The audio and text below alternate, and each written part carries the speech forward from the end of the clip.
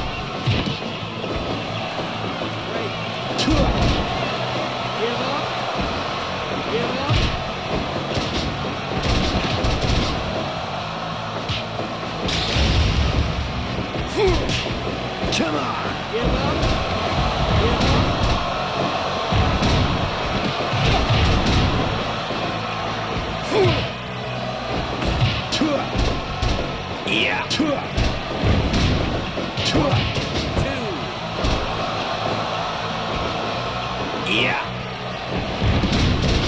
1, 2.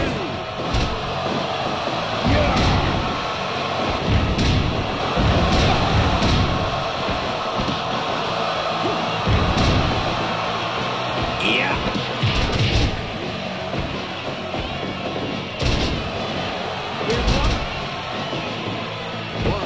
Yeah. Shit.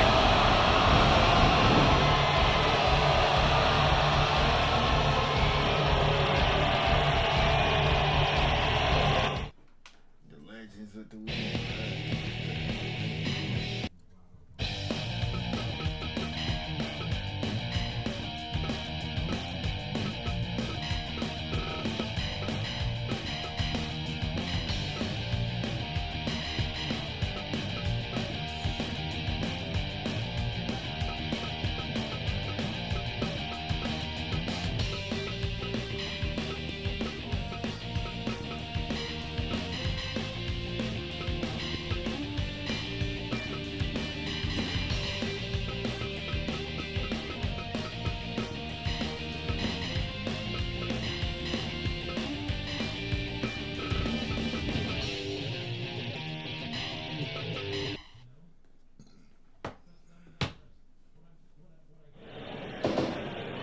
Fight.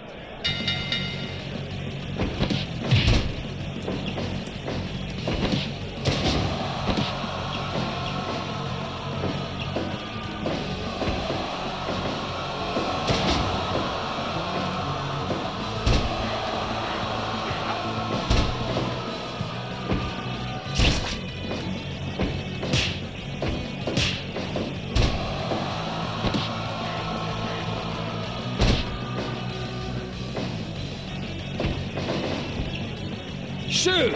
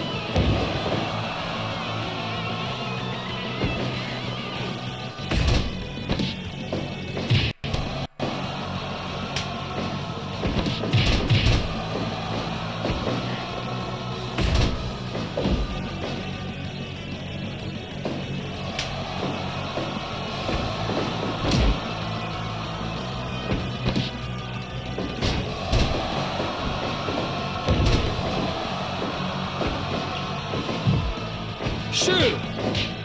Shoot! Shoot! Shoot!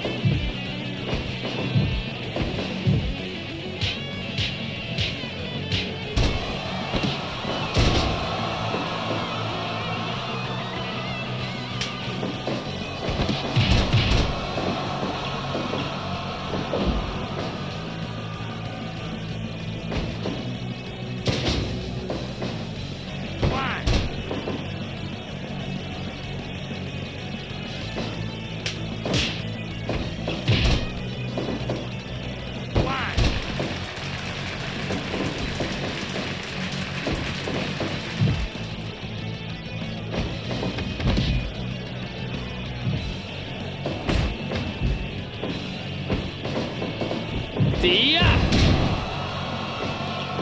Shoot!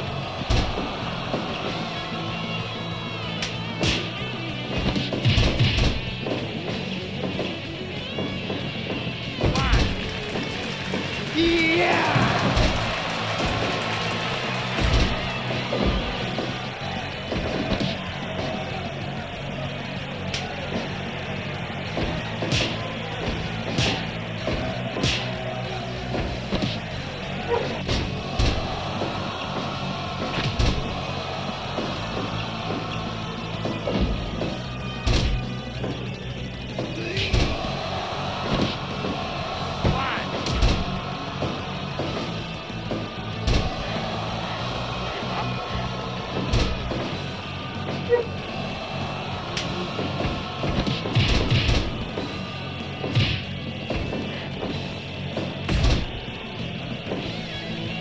Yeah!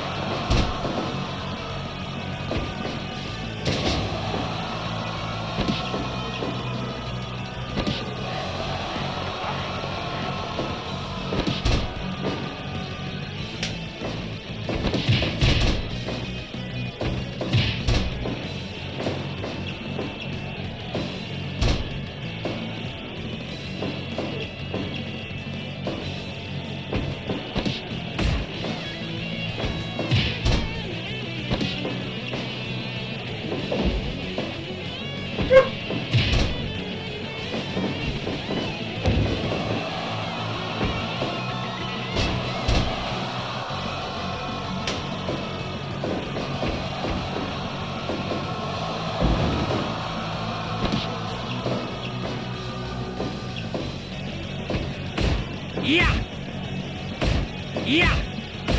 Yeah! Yeah!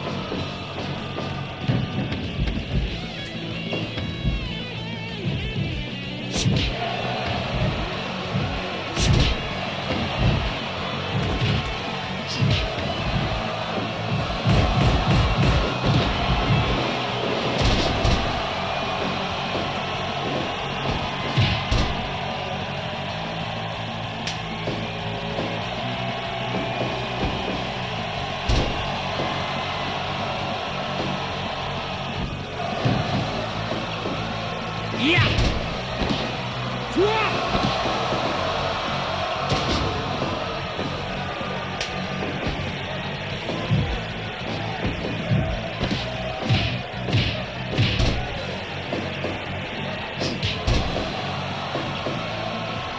Yeah.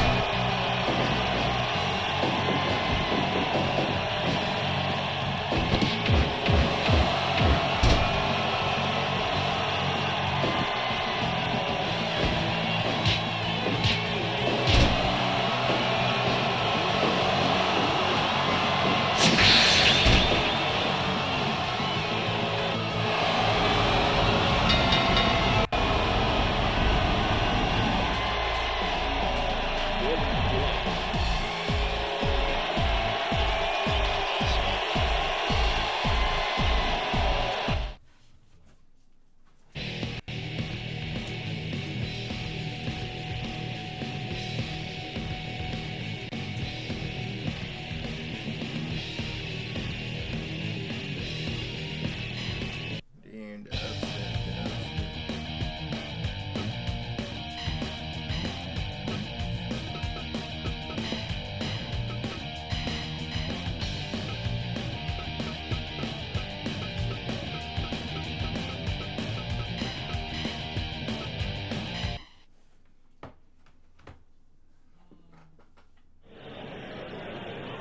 Fight.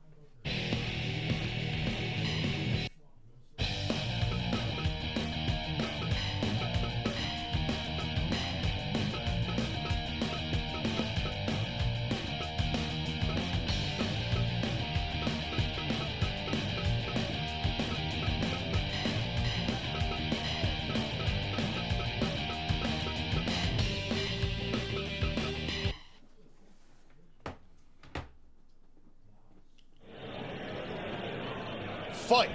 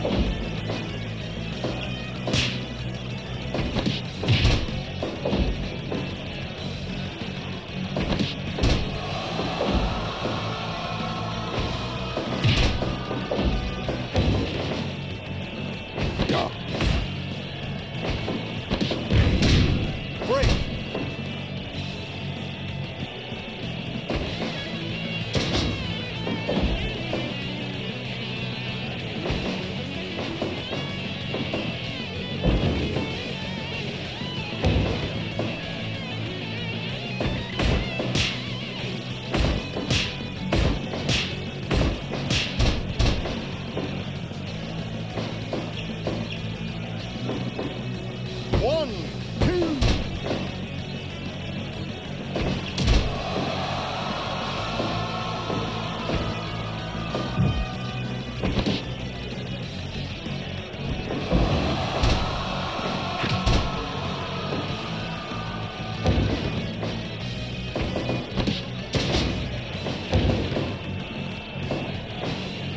One, two.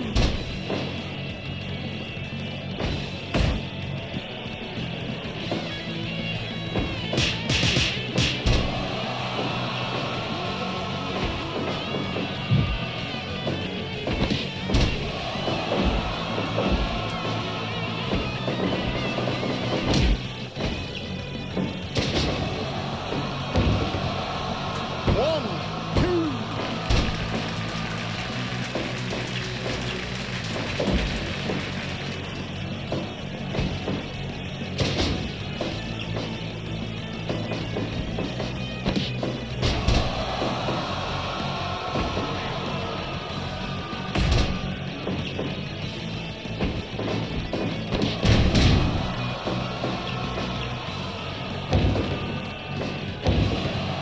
One, two.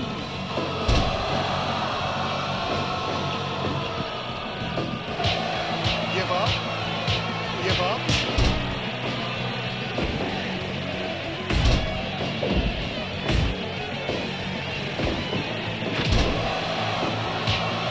Give up. Give up.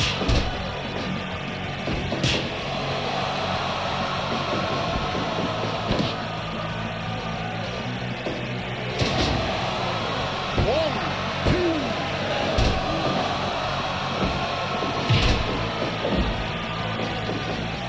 One, two.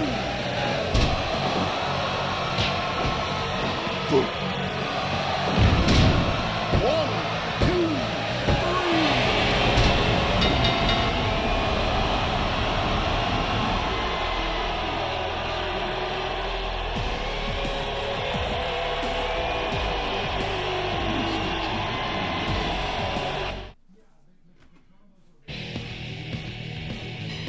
For the main event.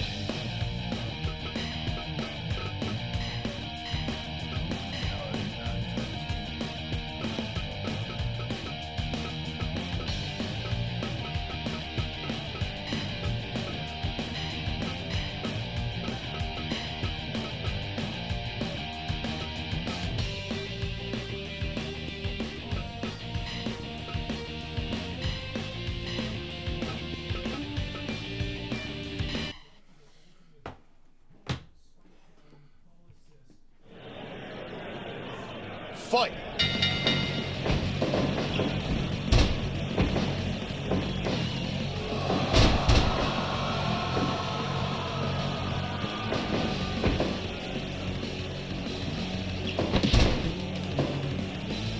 Come on! Ho! Ho! Give up.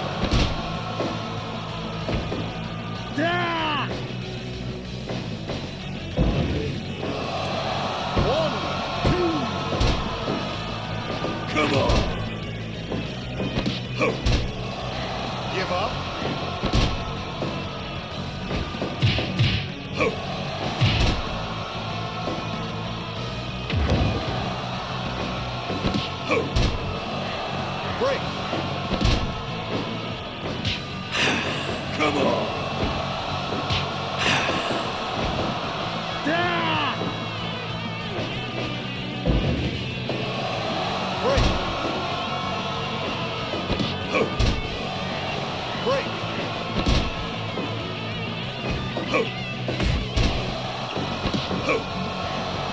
Give up. Give up.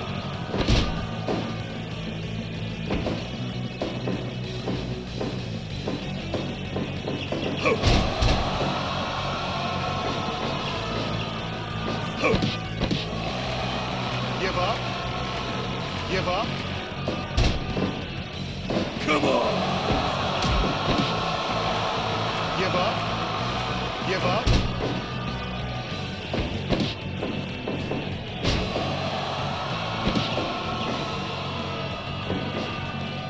One, two.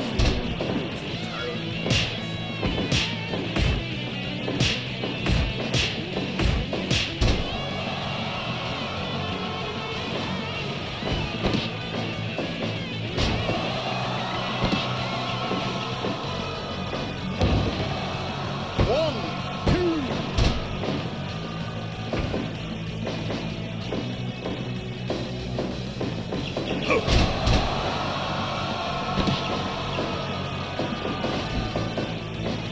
Come on.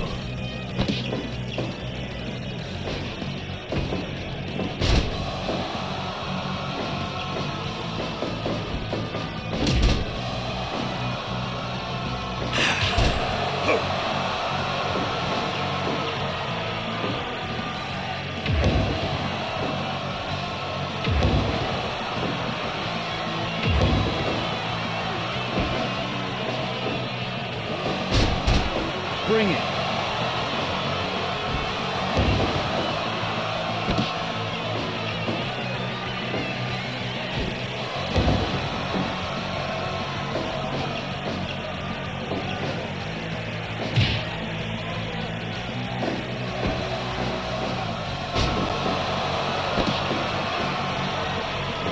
One, two.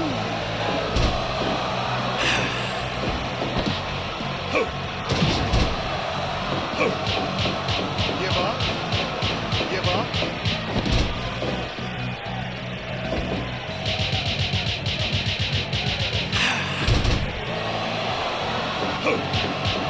Break.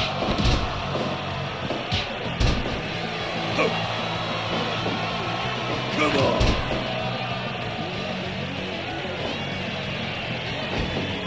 Down. One, two, three. Bring it.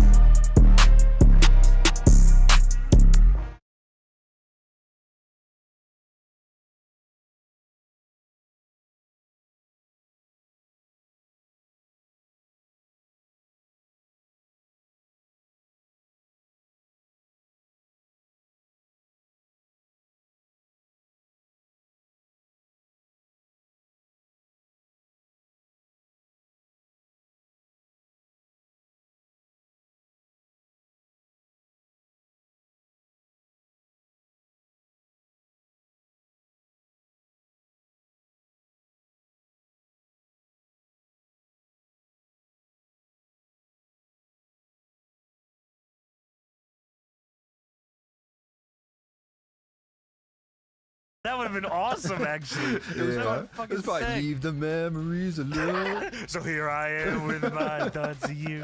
Oh, shit. Yeah, that'd be sick. So yeah, Vince says that's impressive. All right. Mr. Flair wasn't content on having one of the greatest wrestling careers of all time. No, on November 19th, specifically, please, look for this on your VHS tapes. Mr. Flair thought he'd start a new career.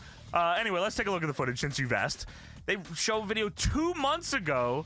This was on Raw. This was the consortium thing. They show that from fucking 2 months ago. Is there like Come a consensus here that no one cares about this match? It feels like it, because why? Because he goes right from that, James, to anyway, we're back. A couple weeks ago, Mr. Flair made another announcement. Let's look at that.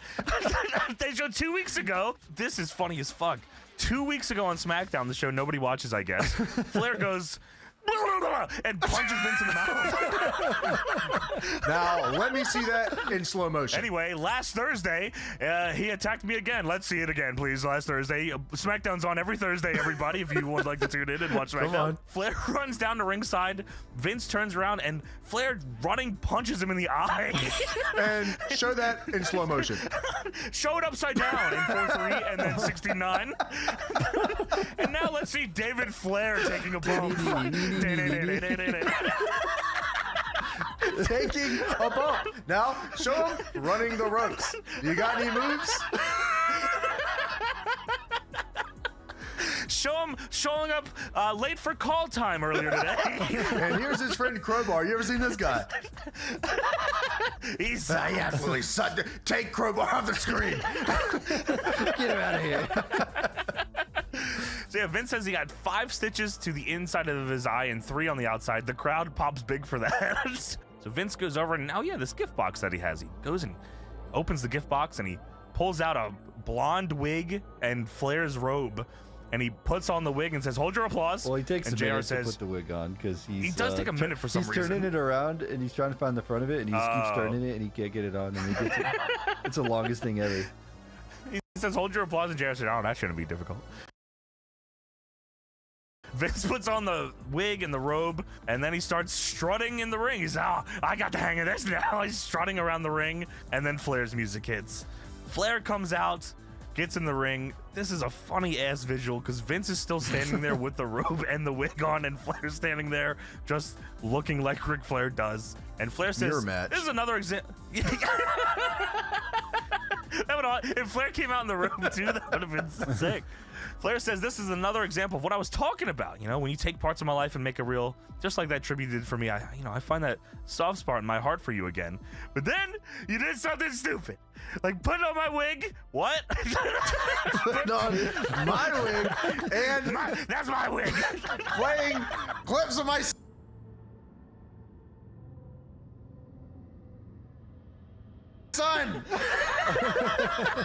Anyways, you got clips of my son. Play him again. Play him again for him. Come on now. It's a beautiful.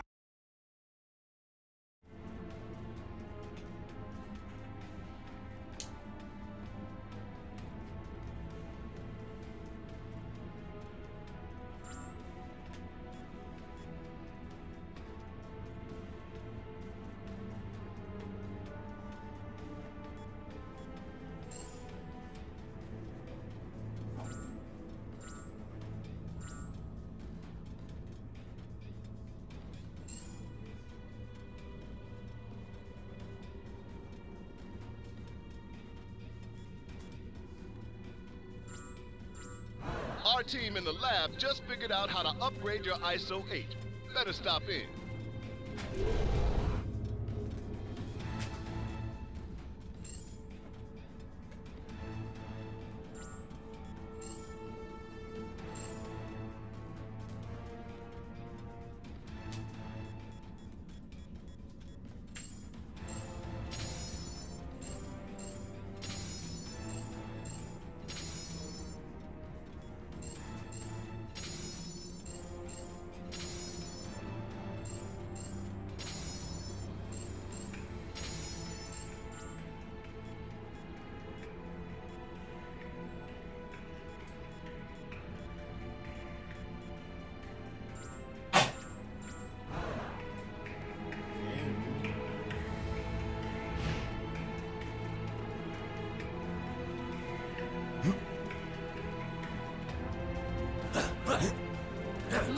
ones.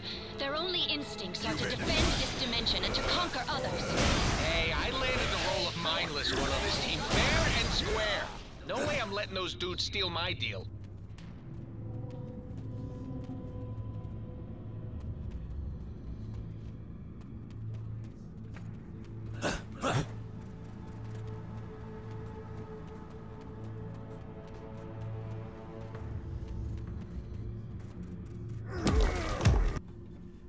We've got to stop these beasties before they overflow into our reality.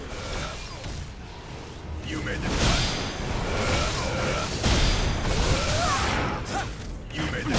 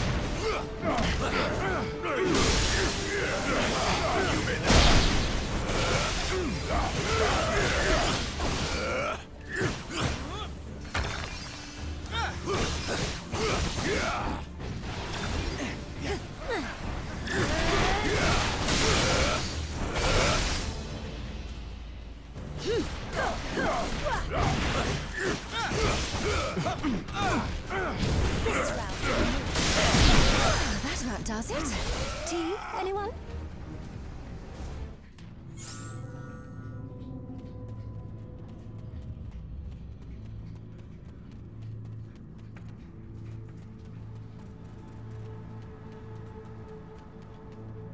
How many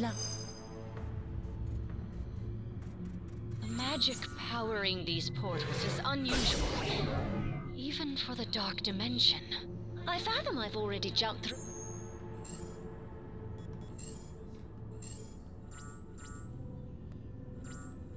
Enough holes in reality for one day, sweetie. Be on the lookout for anything unusual in that region. Another rift. It's as if the fabric between dimensional planes is beginning to shred. Can't let the mindless ones cross to the other side.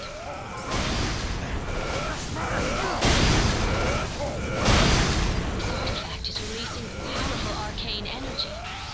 Could it have something to do with the rifts?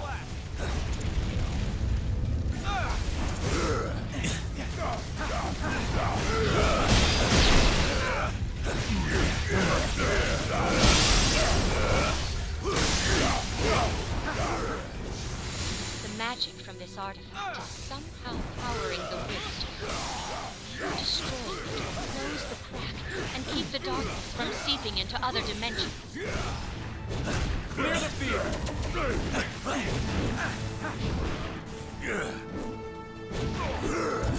You made a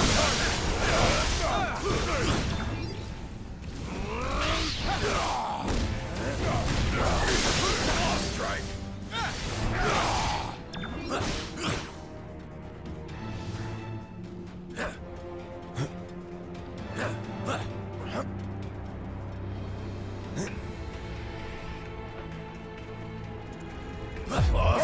Now that's what I call teamwork.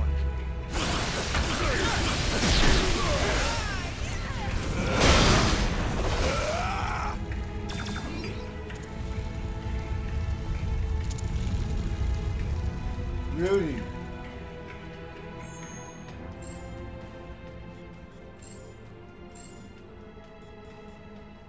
Rudy.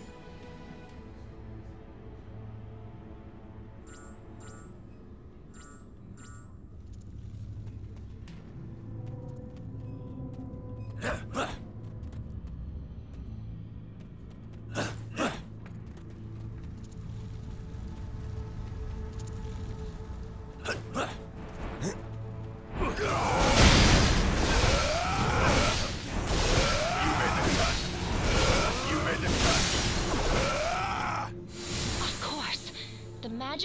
signature of each artifact seems to correspond with a similarly colored rift.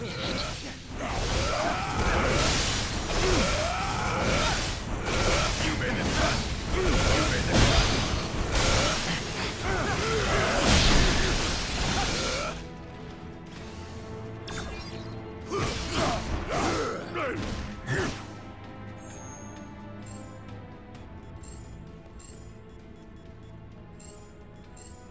Level up.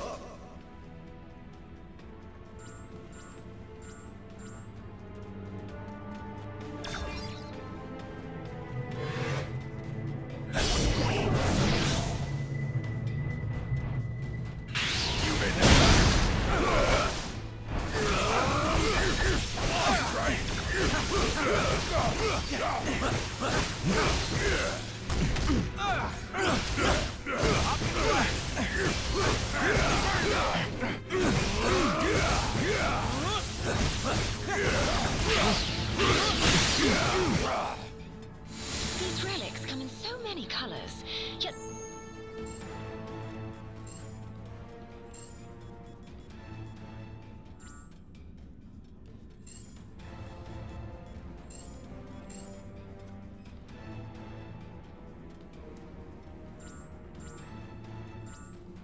Not one goes with my outfit. Pity that.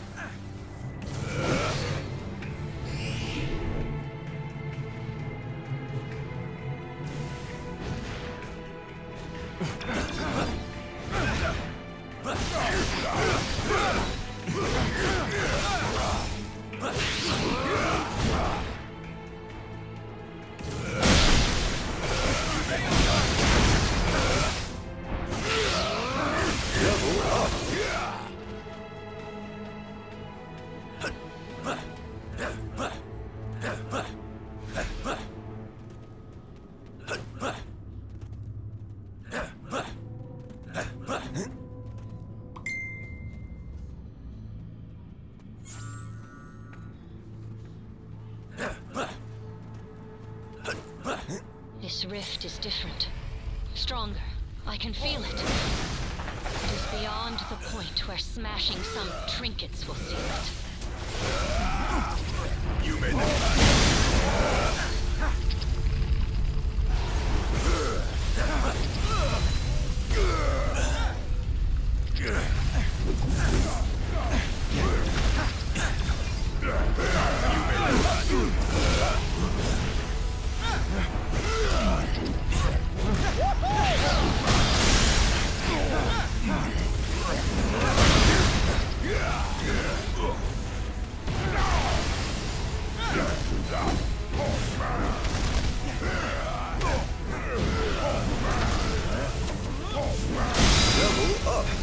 It is as I feared. More powerful magic will be needed to mend this fracture. I will have to handle this one myself. Hope you heroes don't mind some help.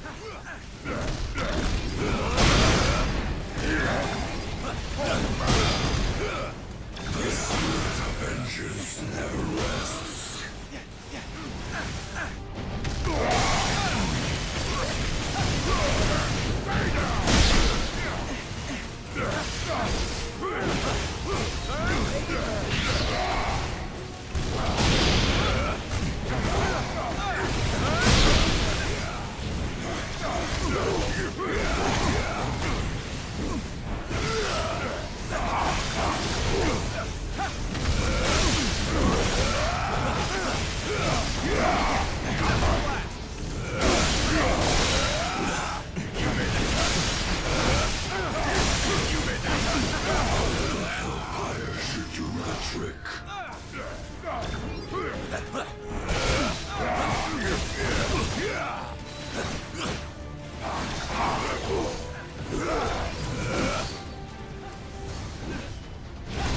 That's what I called you. I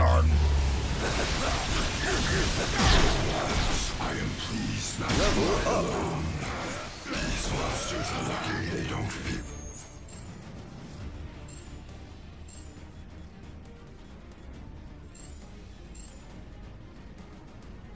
Level up.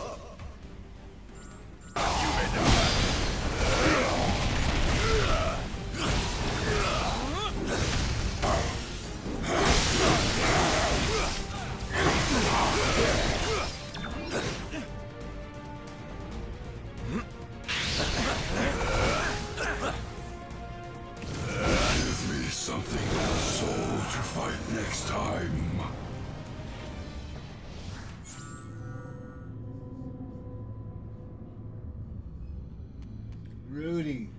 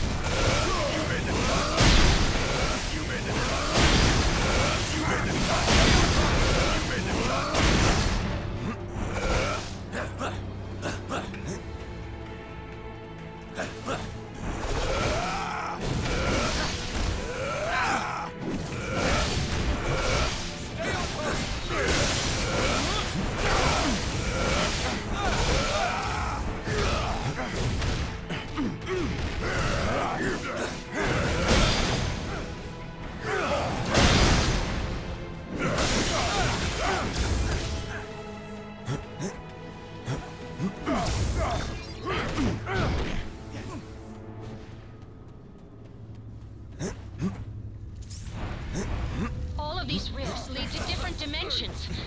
We have to seal them shut before the realities converge.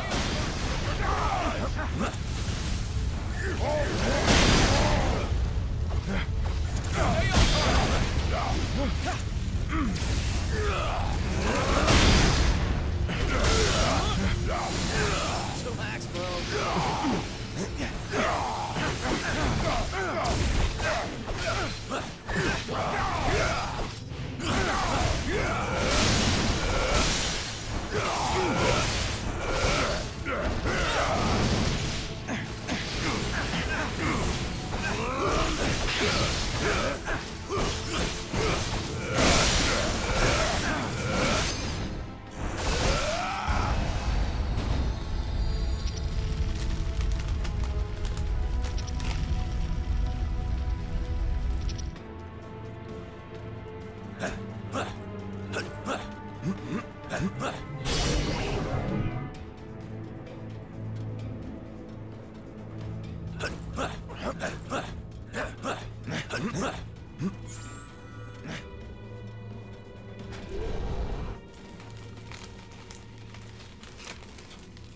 Crazy.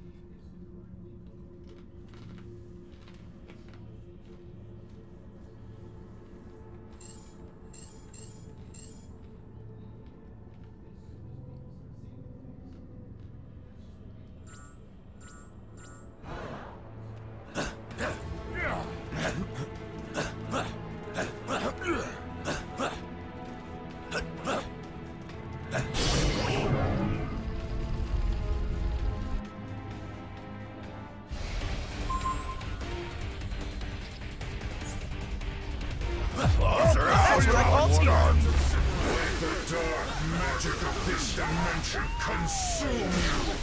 Focus your strength against me. Those who trespass here will never leave this realm again.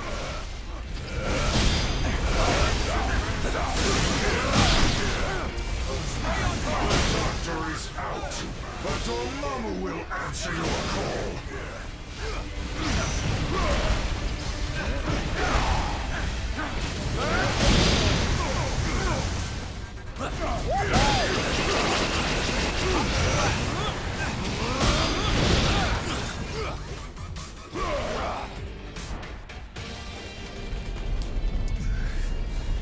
Dormammu, be gone by the flames of the Faultine!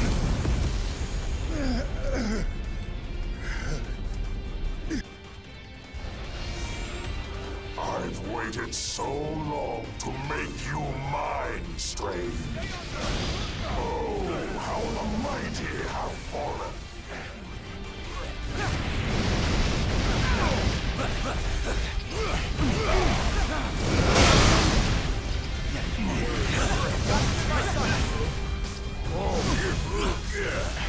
Need a hand?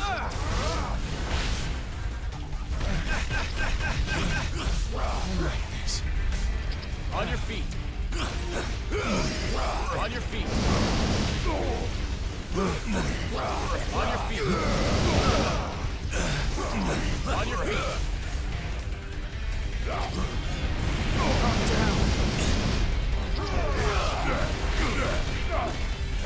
Get up, kid.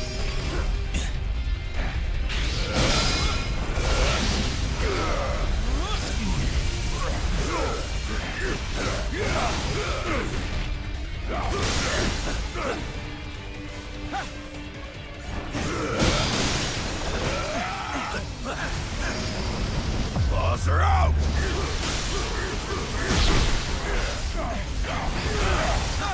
Even a sorcerer supreme pales when compared to the dread Dormammu!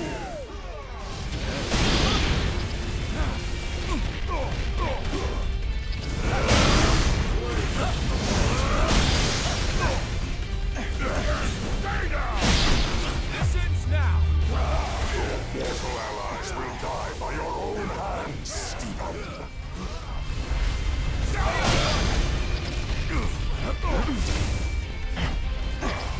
Stay on target.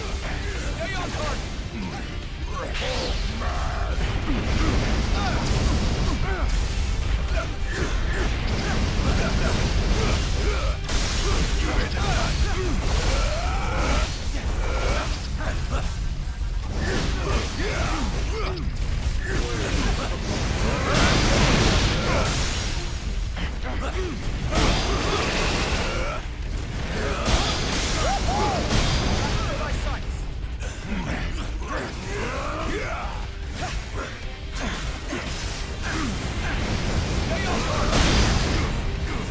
This is but a small taste of Dormammu's mystic might.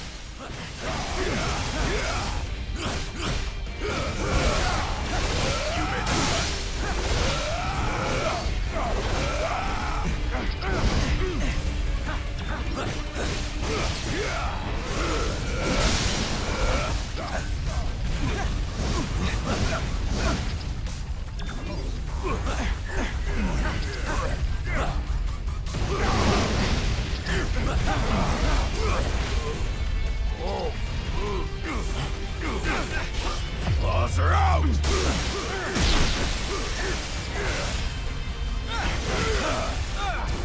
Eat elemental energy, loser.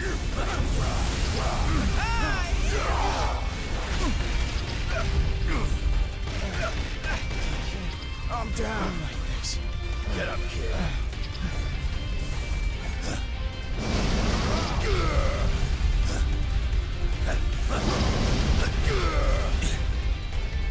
Get up, kid.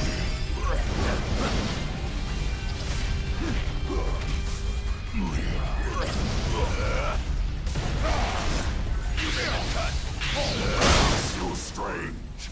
Your soul will be mine. So swears Dormammu.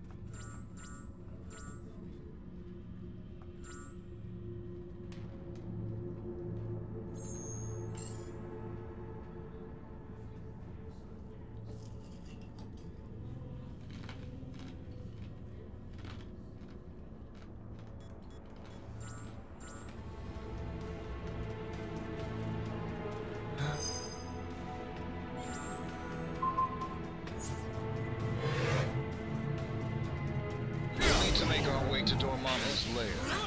Pick up a little something extra along the way. Dormammu's toying with the Reality Stone's power. He's altering the fundamental properties of this dimension, right down to our perception of it.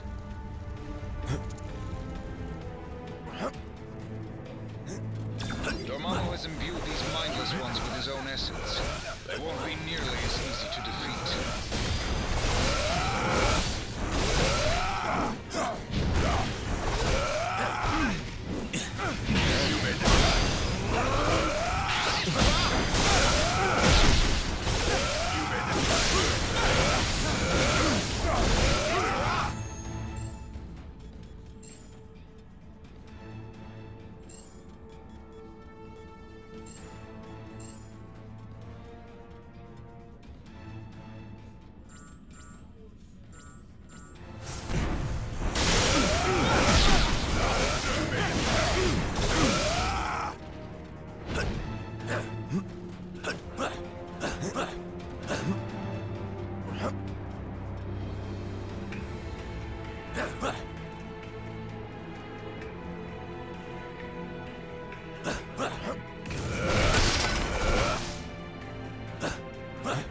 Clear the field.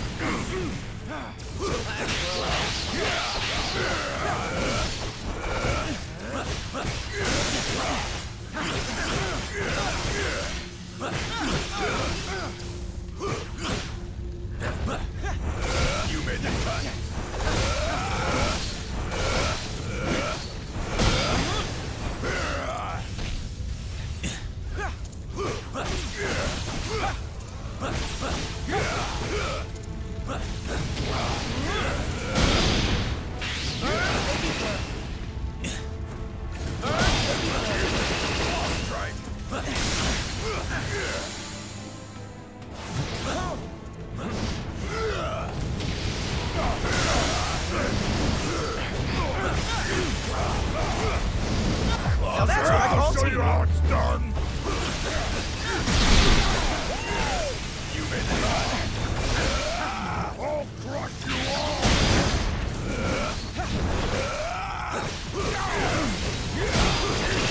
Strike.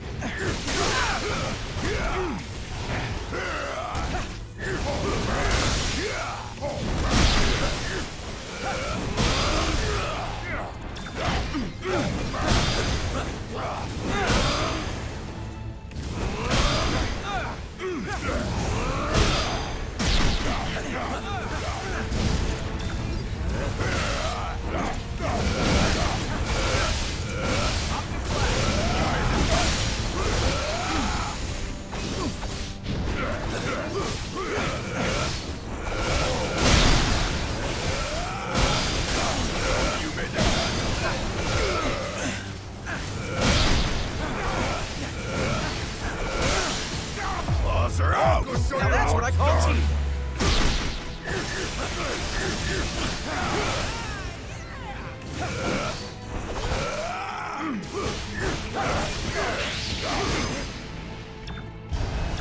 Dormammu is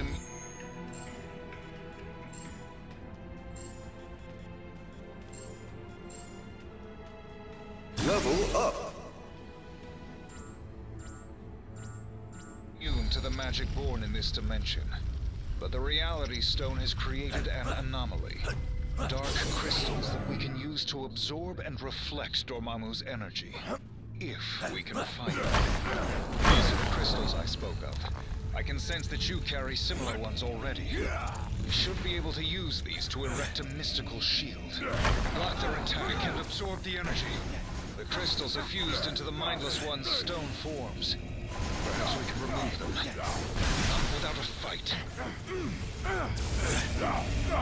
This rocks!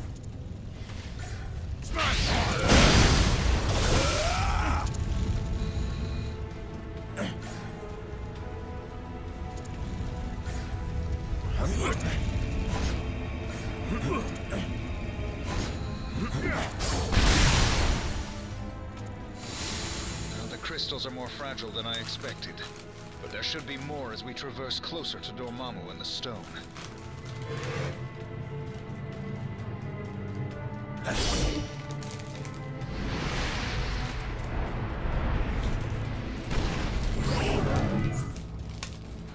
All of these winding paths and warp holes are giving me a bloody migraine.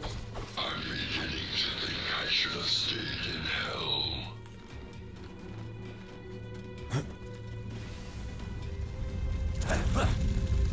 You made the cut!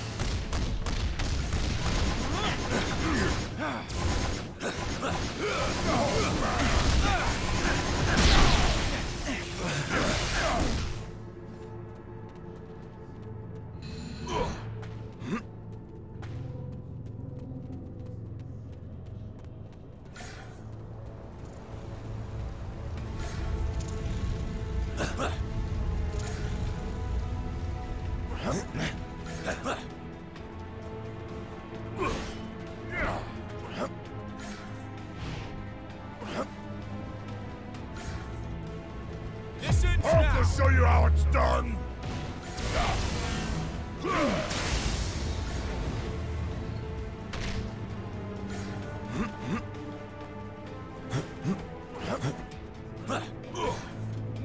Optic Black!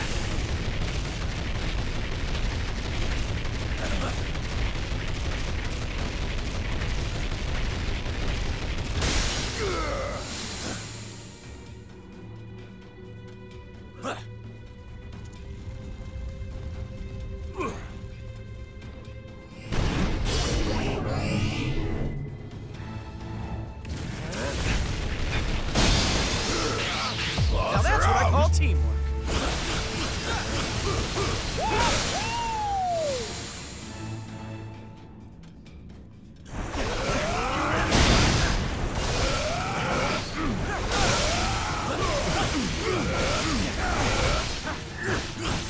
You made the cut!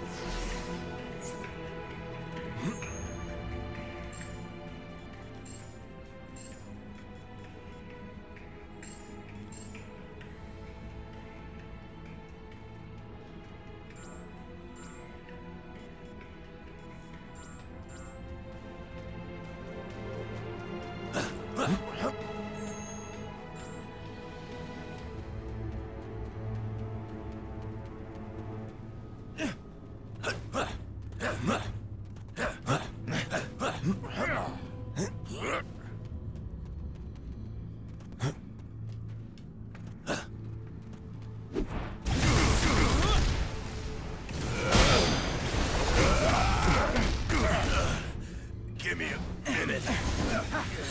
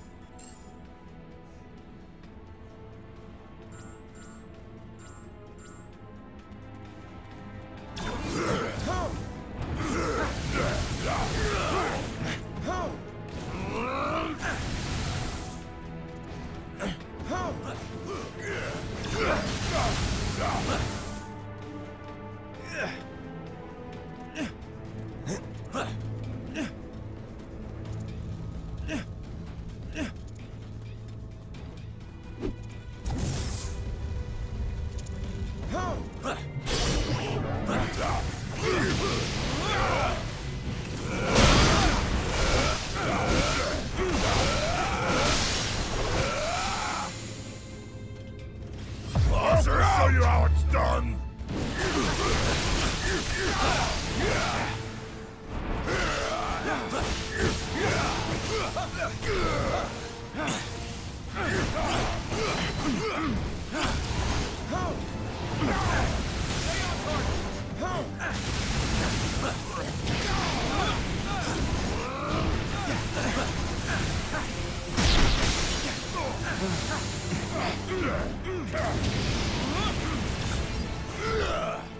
Eat elemental energy, loser!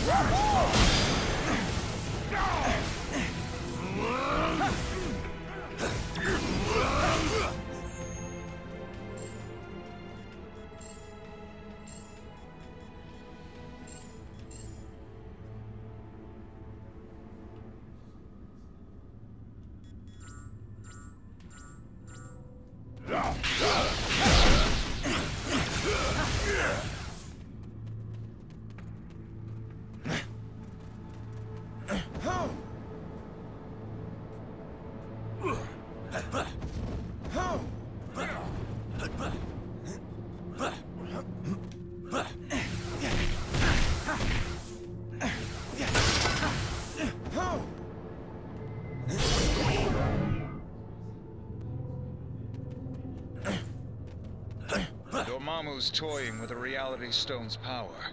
He's altering the fundamental properties of this dimension.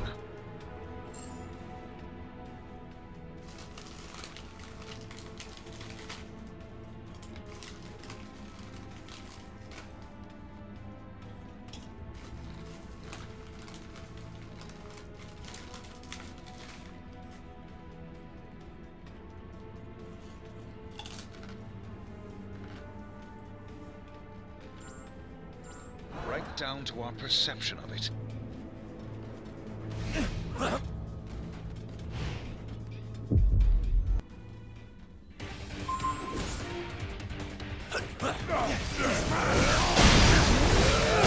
Heroes have no idea what you found, do you?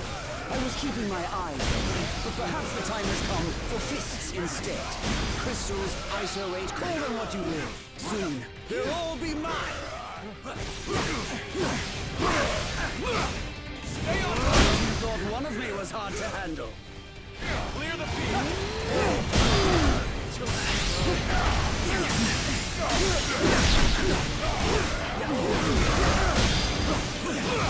Save some for me, bub.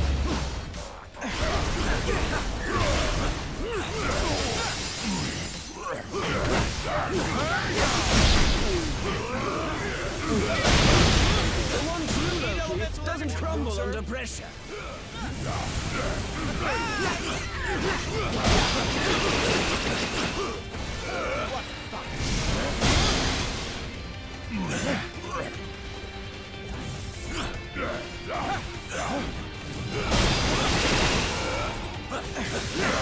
I should have thought this through a bit more.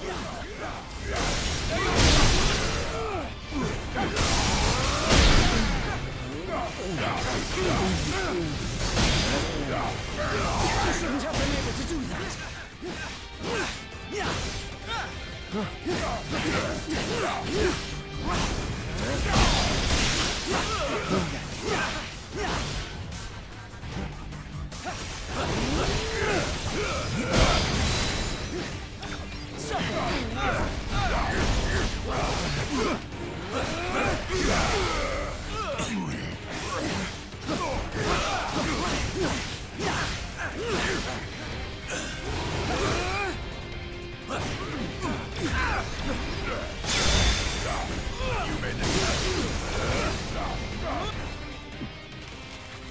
You are victorious.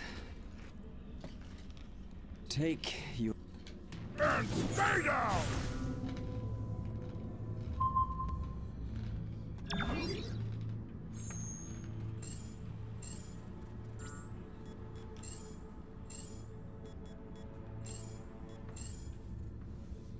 Level up!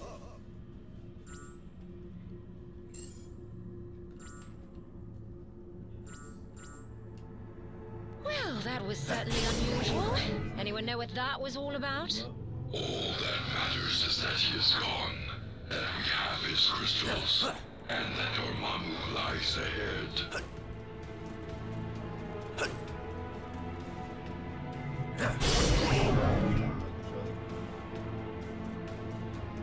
Dormammu's lair is near. Focus the energy from the crystals to destroy his enchanted barrier. We can't delay. Dormammu's shield must be broken. We can absorb their attacks with the crystals and redirect the energy at the barrier. We'll need more crystals to destroy the barrier. Luckily, the mindless ones are bringing them right to us. You made the cut!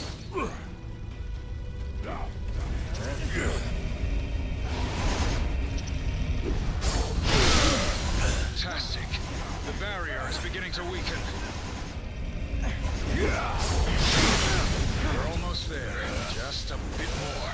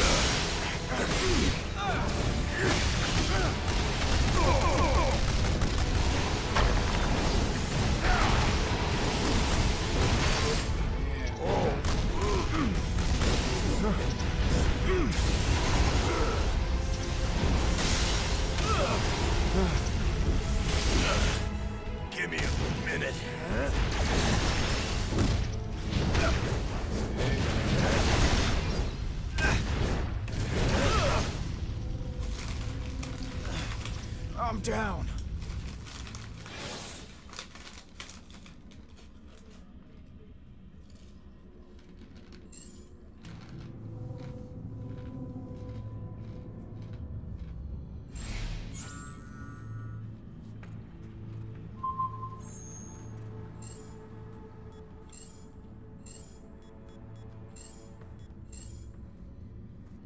Level up.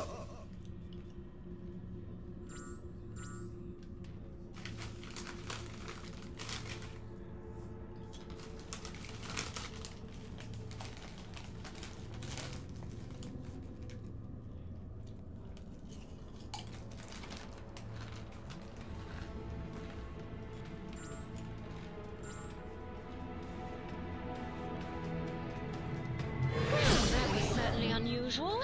Anyone know what that was all about? All that matters is that he is gone, that we have his crystals, and that Dormammu lies ahead.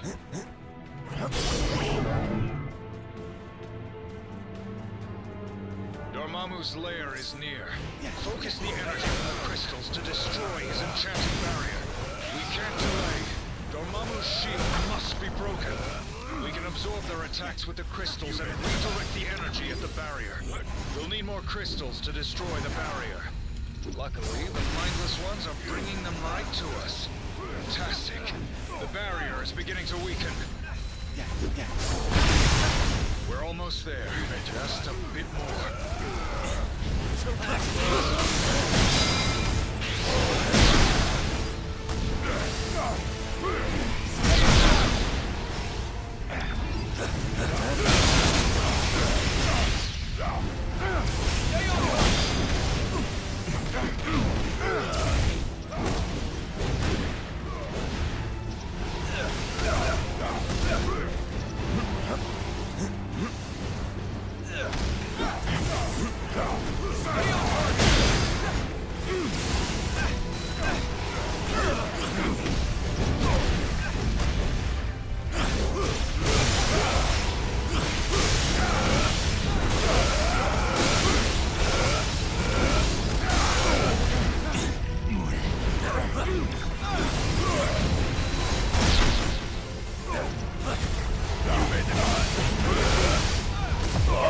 That's what I call teamwork.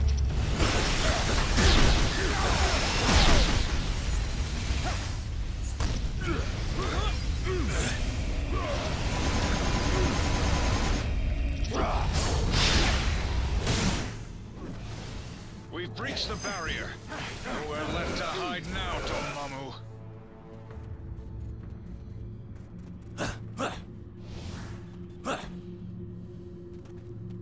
Accustomed to chaos, but this realm makes even my head spin.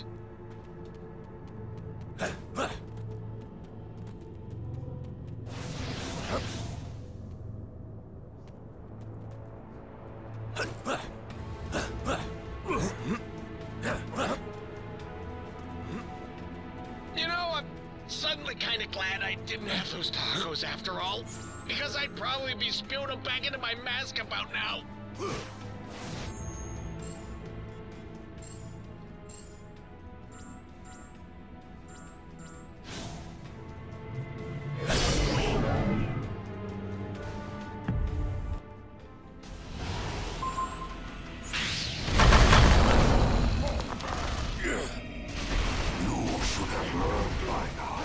Which sorcerer is truly supreme, Stephen? I have Dormammu, and he is about to extinguish your flame once and for all.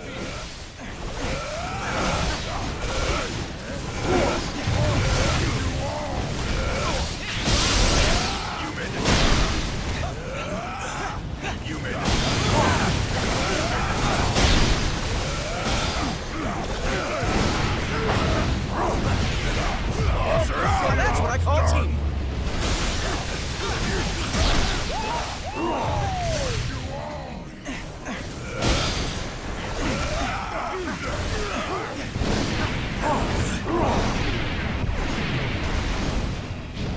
My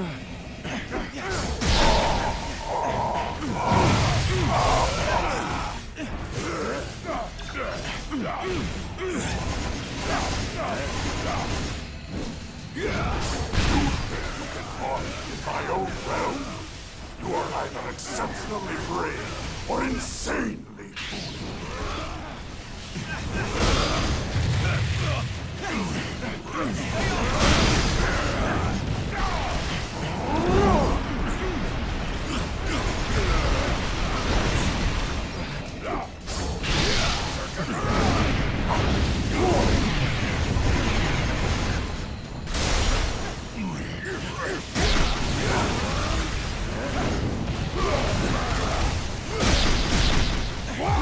Now that's what I call team.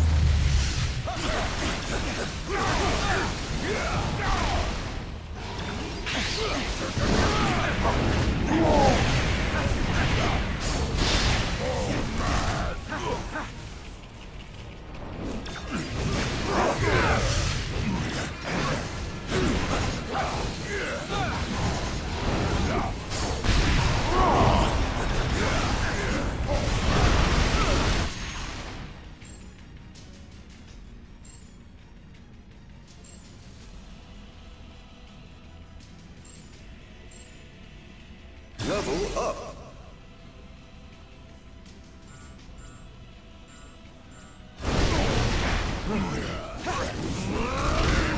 impressive, but not nearly enough to defeat me. We're not doing any damage. Use the crystals to absorb his beams and create an opening for attack.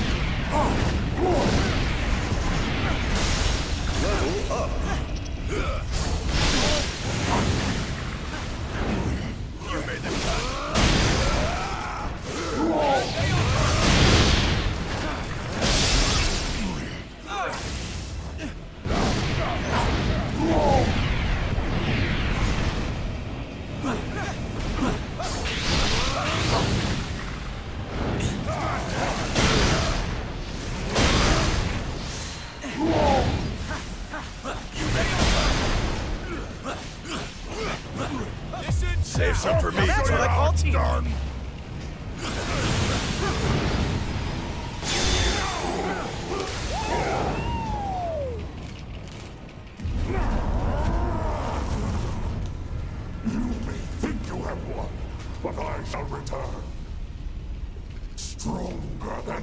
before.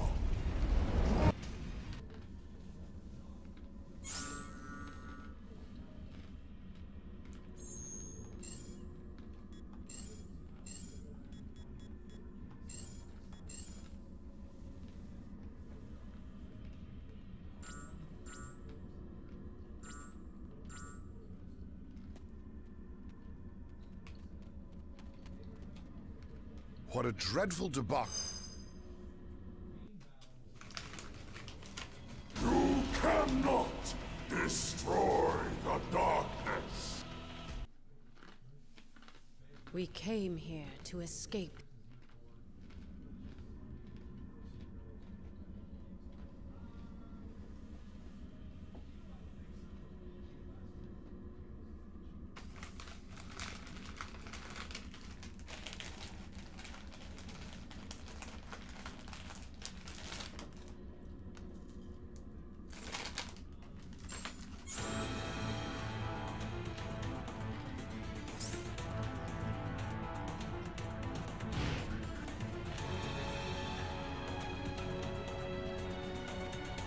For the sake.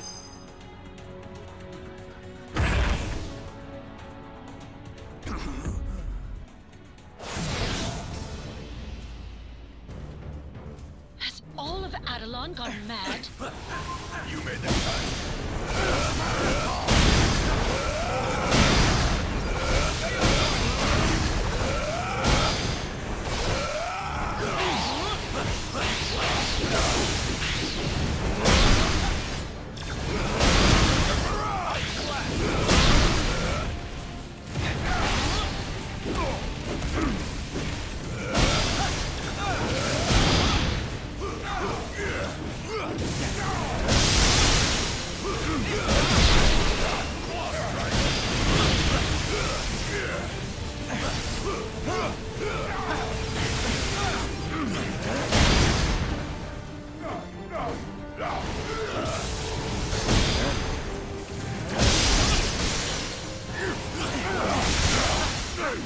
Now that's what I call Save some for me, bud.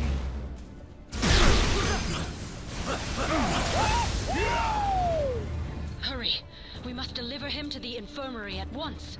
If we don't get Gorgon some help fast, he's not going to make it.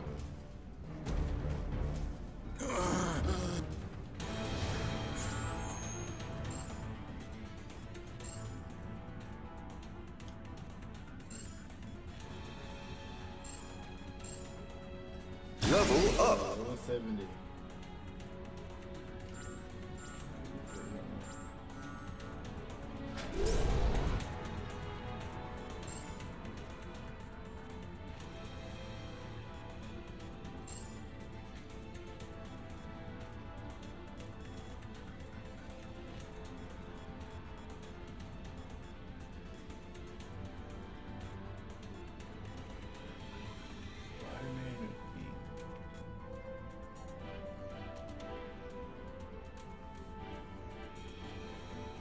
Let's swing into action.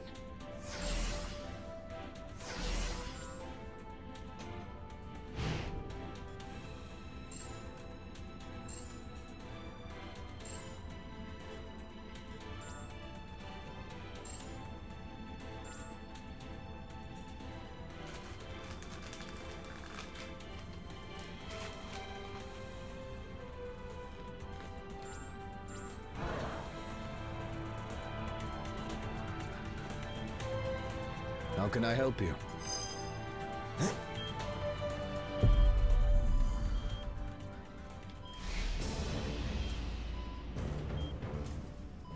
I'll use my amber to shield Gorgon from further damage. You focus on the Alpha Primitives. I should have known you were behind this, Maximus. Only you dare betray our people. I am nothing if not predictable. Isn't that right, brother? The silent treatment, as always. But I'll give you something to talk about. Just you wait.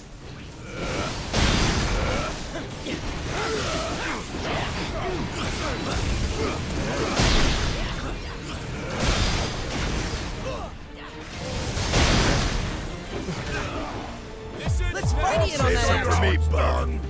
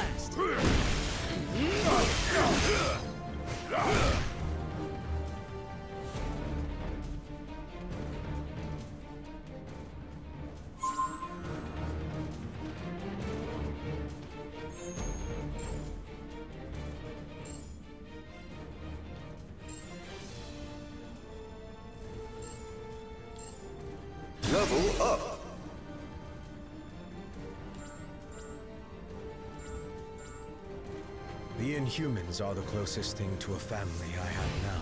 I'm not a fighter, but I guess this is my battle now. This isn't the first time Maximus has tried to claim the throne from his brother. Not even close. The guy's a brilliant inventor, but he's never been quite right in the head. Still, not or not, he has family.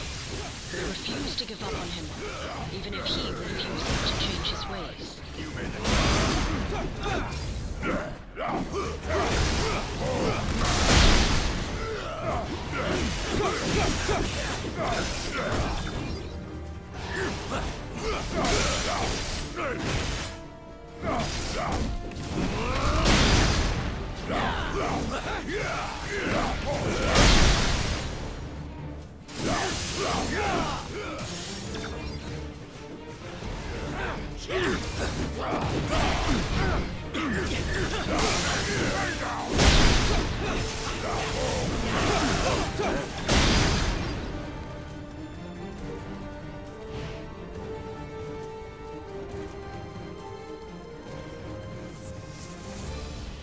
Let's fight it on that action. Show you how it's done. Level up.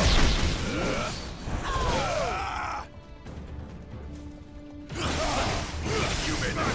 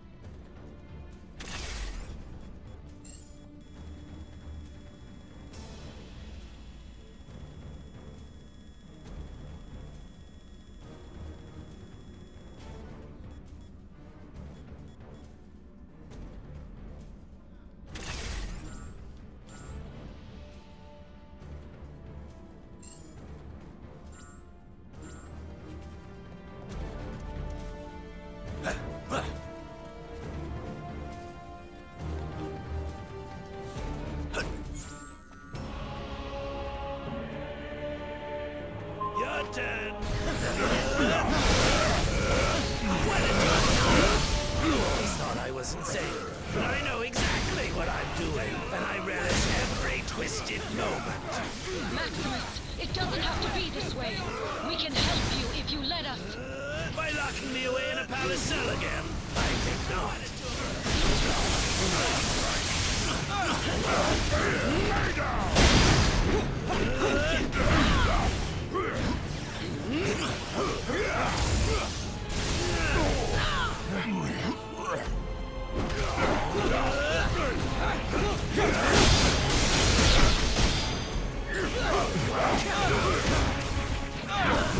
Fighting my own flesh and blood over and over grows tiresome.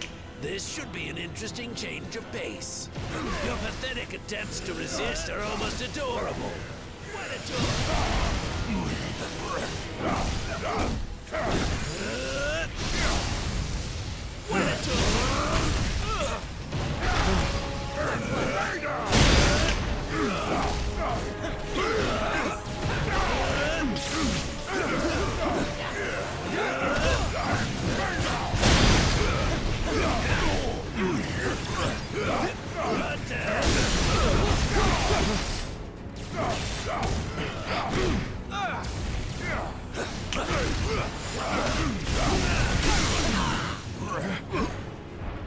Let's fight it on that Save some for me, bub.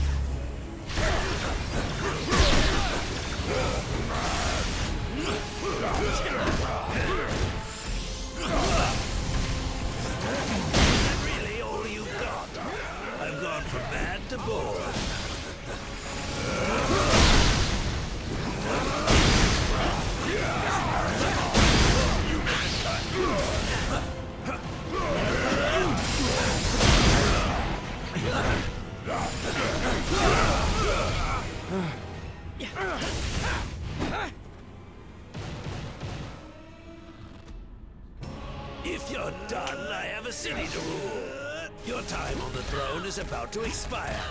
Over here. I can generate enough amber to protect you. Stay close to me.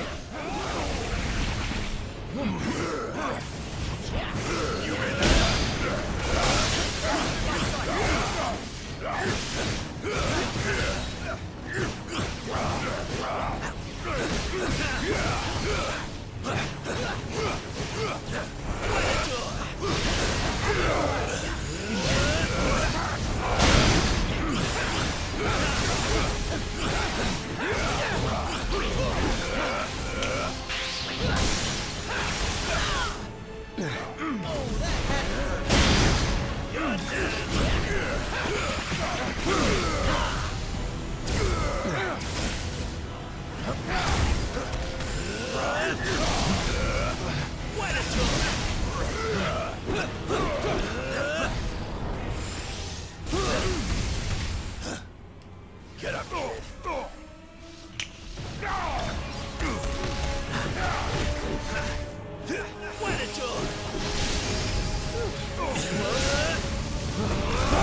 Save some for me, bub.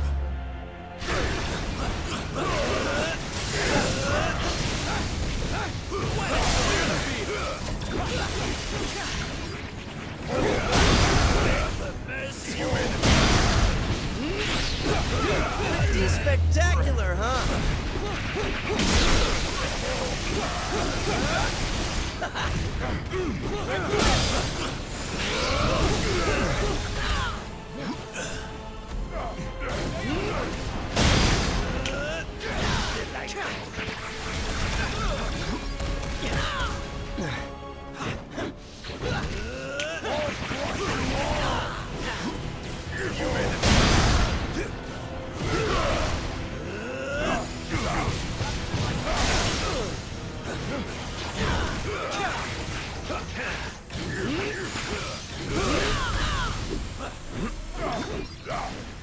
On your feet. What a joy! On your feet. What a joy!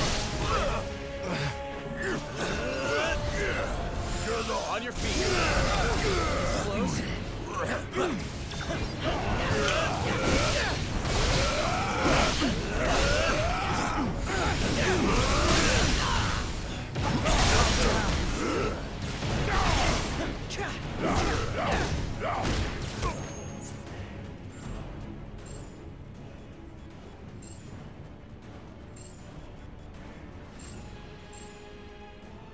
Level up.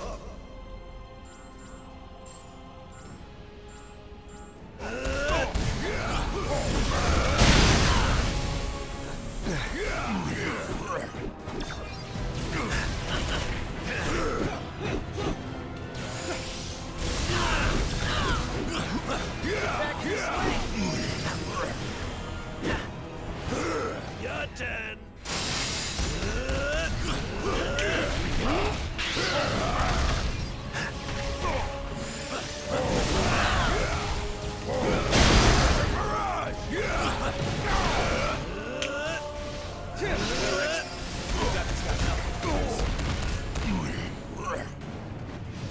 Save some for me, bub. Level up.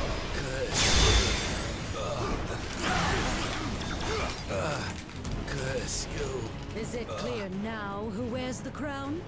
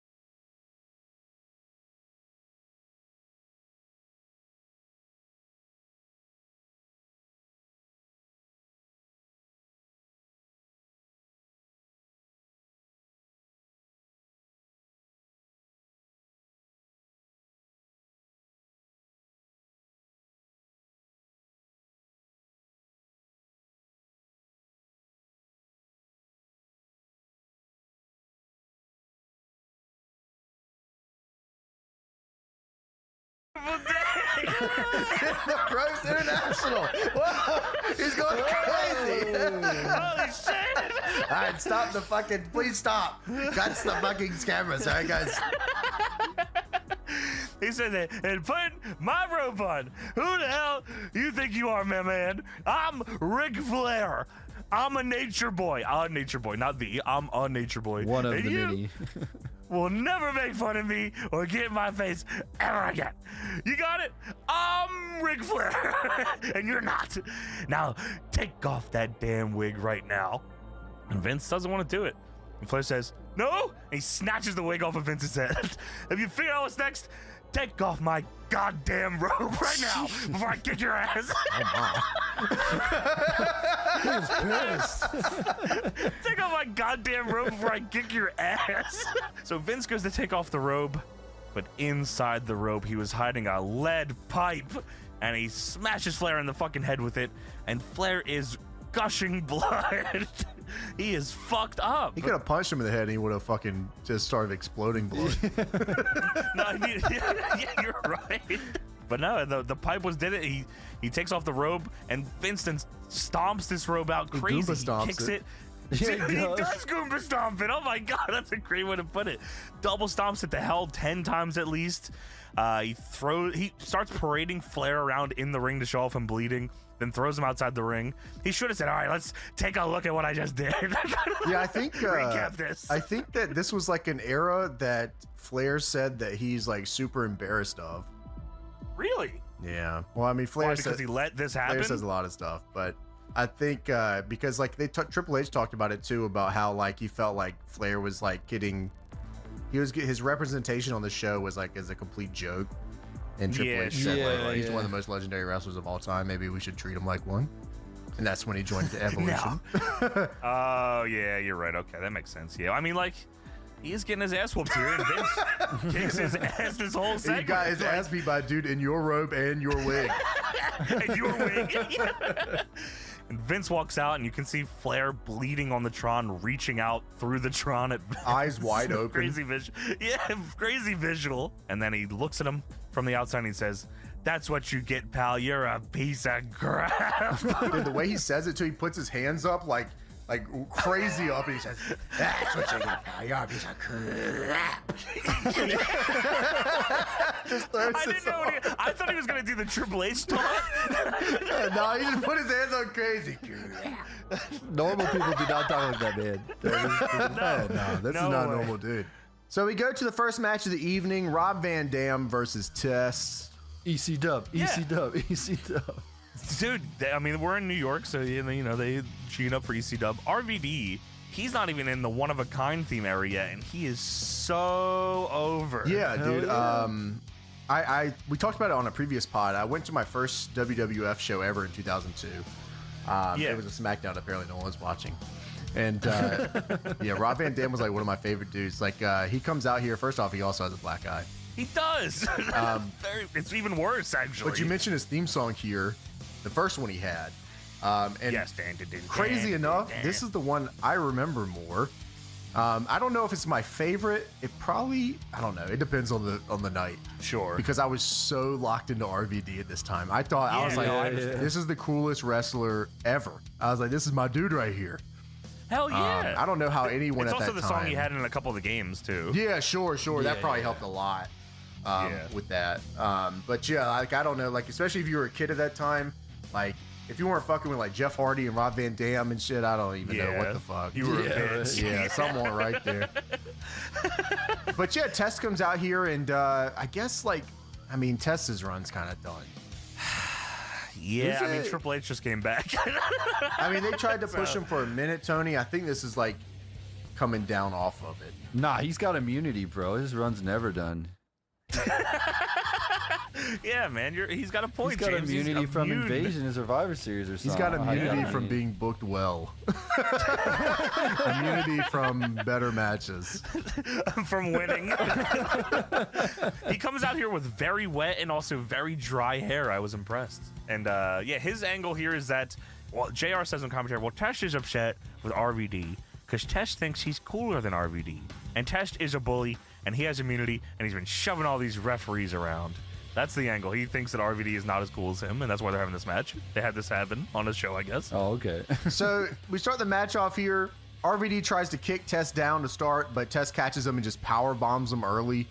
That was awesome. Yeah, super sweet cutoff. I knew it was going short though when that happened. Yeah, yeah, for sure. Test hits RVD with some crazy lines in the corner. Everyone tonight, I'll give them this much, was super snug. Which laid it in. Yeah, which made the matches way better, especially because a lot of them were shorter. I'm always the advocate for if you have less time, you have to hit harder. It's just how it is. So Test then grabs a chin lock. Getting 4 minutes and then grabbing a chin lock is crazy, Tess. I'll be honest with you. Tess grabs a chin lock and puts on a crazy face. Oh! Tess, how to sell it. Dude, yeah, no, he just got right back up. He said, all right. Tess goes for the pump handle. RVD catches him with a kick. RVD goes for the 5-star. Test pushes the ref into the rope and knocks him off the top. I always love that. I do too. He kicks the ref and RVD gets crotched on the top. I love that spot too. Tess pins RVD with his feet on the rope. This is very funny looking. Tess like 7 foot tall. And stack him, fuck him style. Yeah, too. dude, he pinned him and JR is pissed. He's screaming, "Hey, Timmy!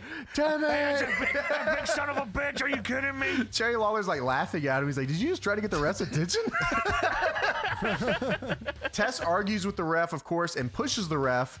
The ref then hits the ropes and comes back and pushes Tess with enough force off the ropes to push him back into RVD's schoolboy for a 2 count. I love that. Oh, that was awesome. Yeah, I loved it. Yeah, I loved it. Referee Tim White. Tess then lines the fuck out of RVD, just fucking gives him one for real. Like, you're right. A lot of stuff on the stuff on the show is pretty stiff. Tess argues with the ref again, and RVD hits a fucking Gamengiri. Dude, I have not seen this move in a minute. I could not believe that. I was like, I had to replay because I was like, did he just invent Trouble in Paradise? But no, he just did a Gamengiri. Straight to his fucking head. Yeah, that shit was gnarly. Tess grabs a chair from the outside and comes back in. RVD catches him with the Van Daminator. Nice. I love that they at some point they like stop calling it shit like that. Like they don't call the Van Daminator every time he did it. Oh, he hit him with a chair. Yeah, he caught him with the kick. But they're very into like putting his shit over right now, so it's the Van Daminator, which is awesome. RVD then gets up and hits the 5-star frog splash. All the cameras are flashing crazy. With theatrics. Yeah, this is awesome looking. And he gets it and hits it, and it gets a 3 count. This was also RVD's first time at Madison Square Garden, they said, which I thought that's was cool dope. too. Yeah, sold out too. Yeah. Had a good match. And he was like over as fuck. I thought this match was great. All of it made sense. 4-minute package. They played off everything JR said before they started, and everything was super snug. They made it all believable. Yeah, Triple H is in the back watching RVD and Test have a good match and going, cut it short. So we go backstage. Jonathan Coachman is waiting for Triple H in the parking lot, and Kurt Angle walks up in the background and goes, "Oh, really?" Dude, that was awesome.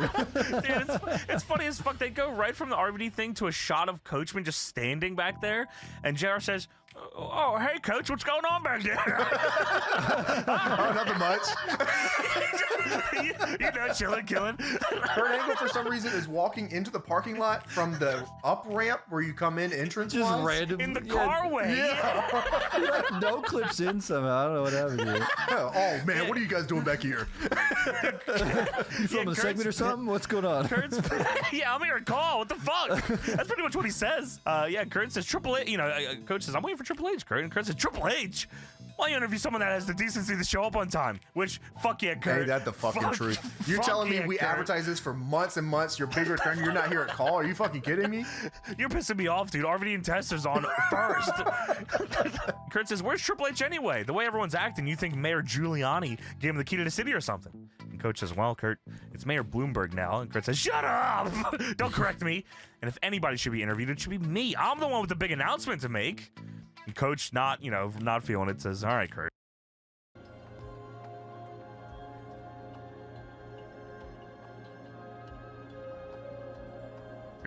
What's the big announcement? Kurt says, "Oh, you..."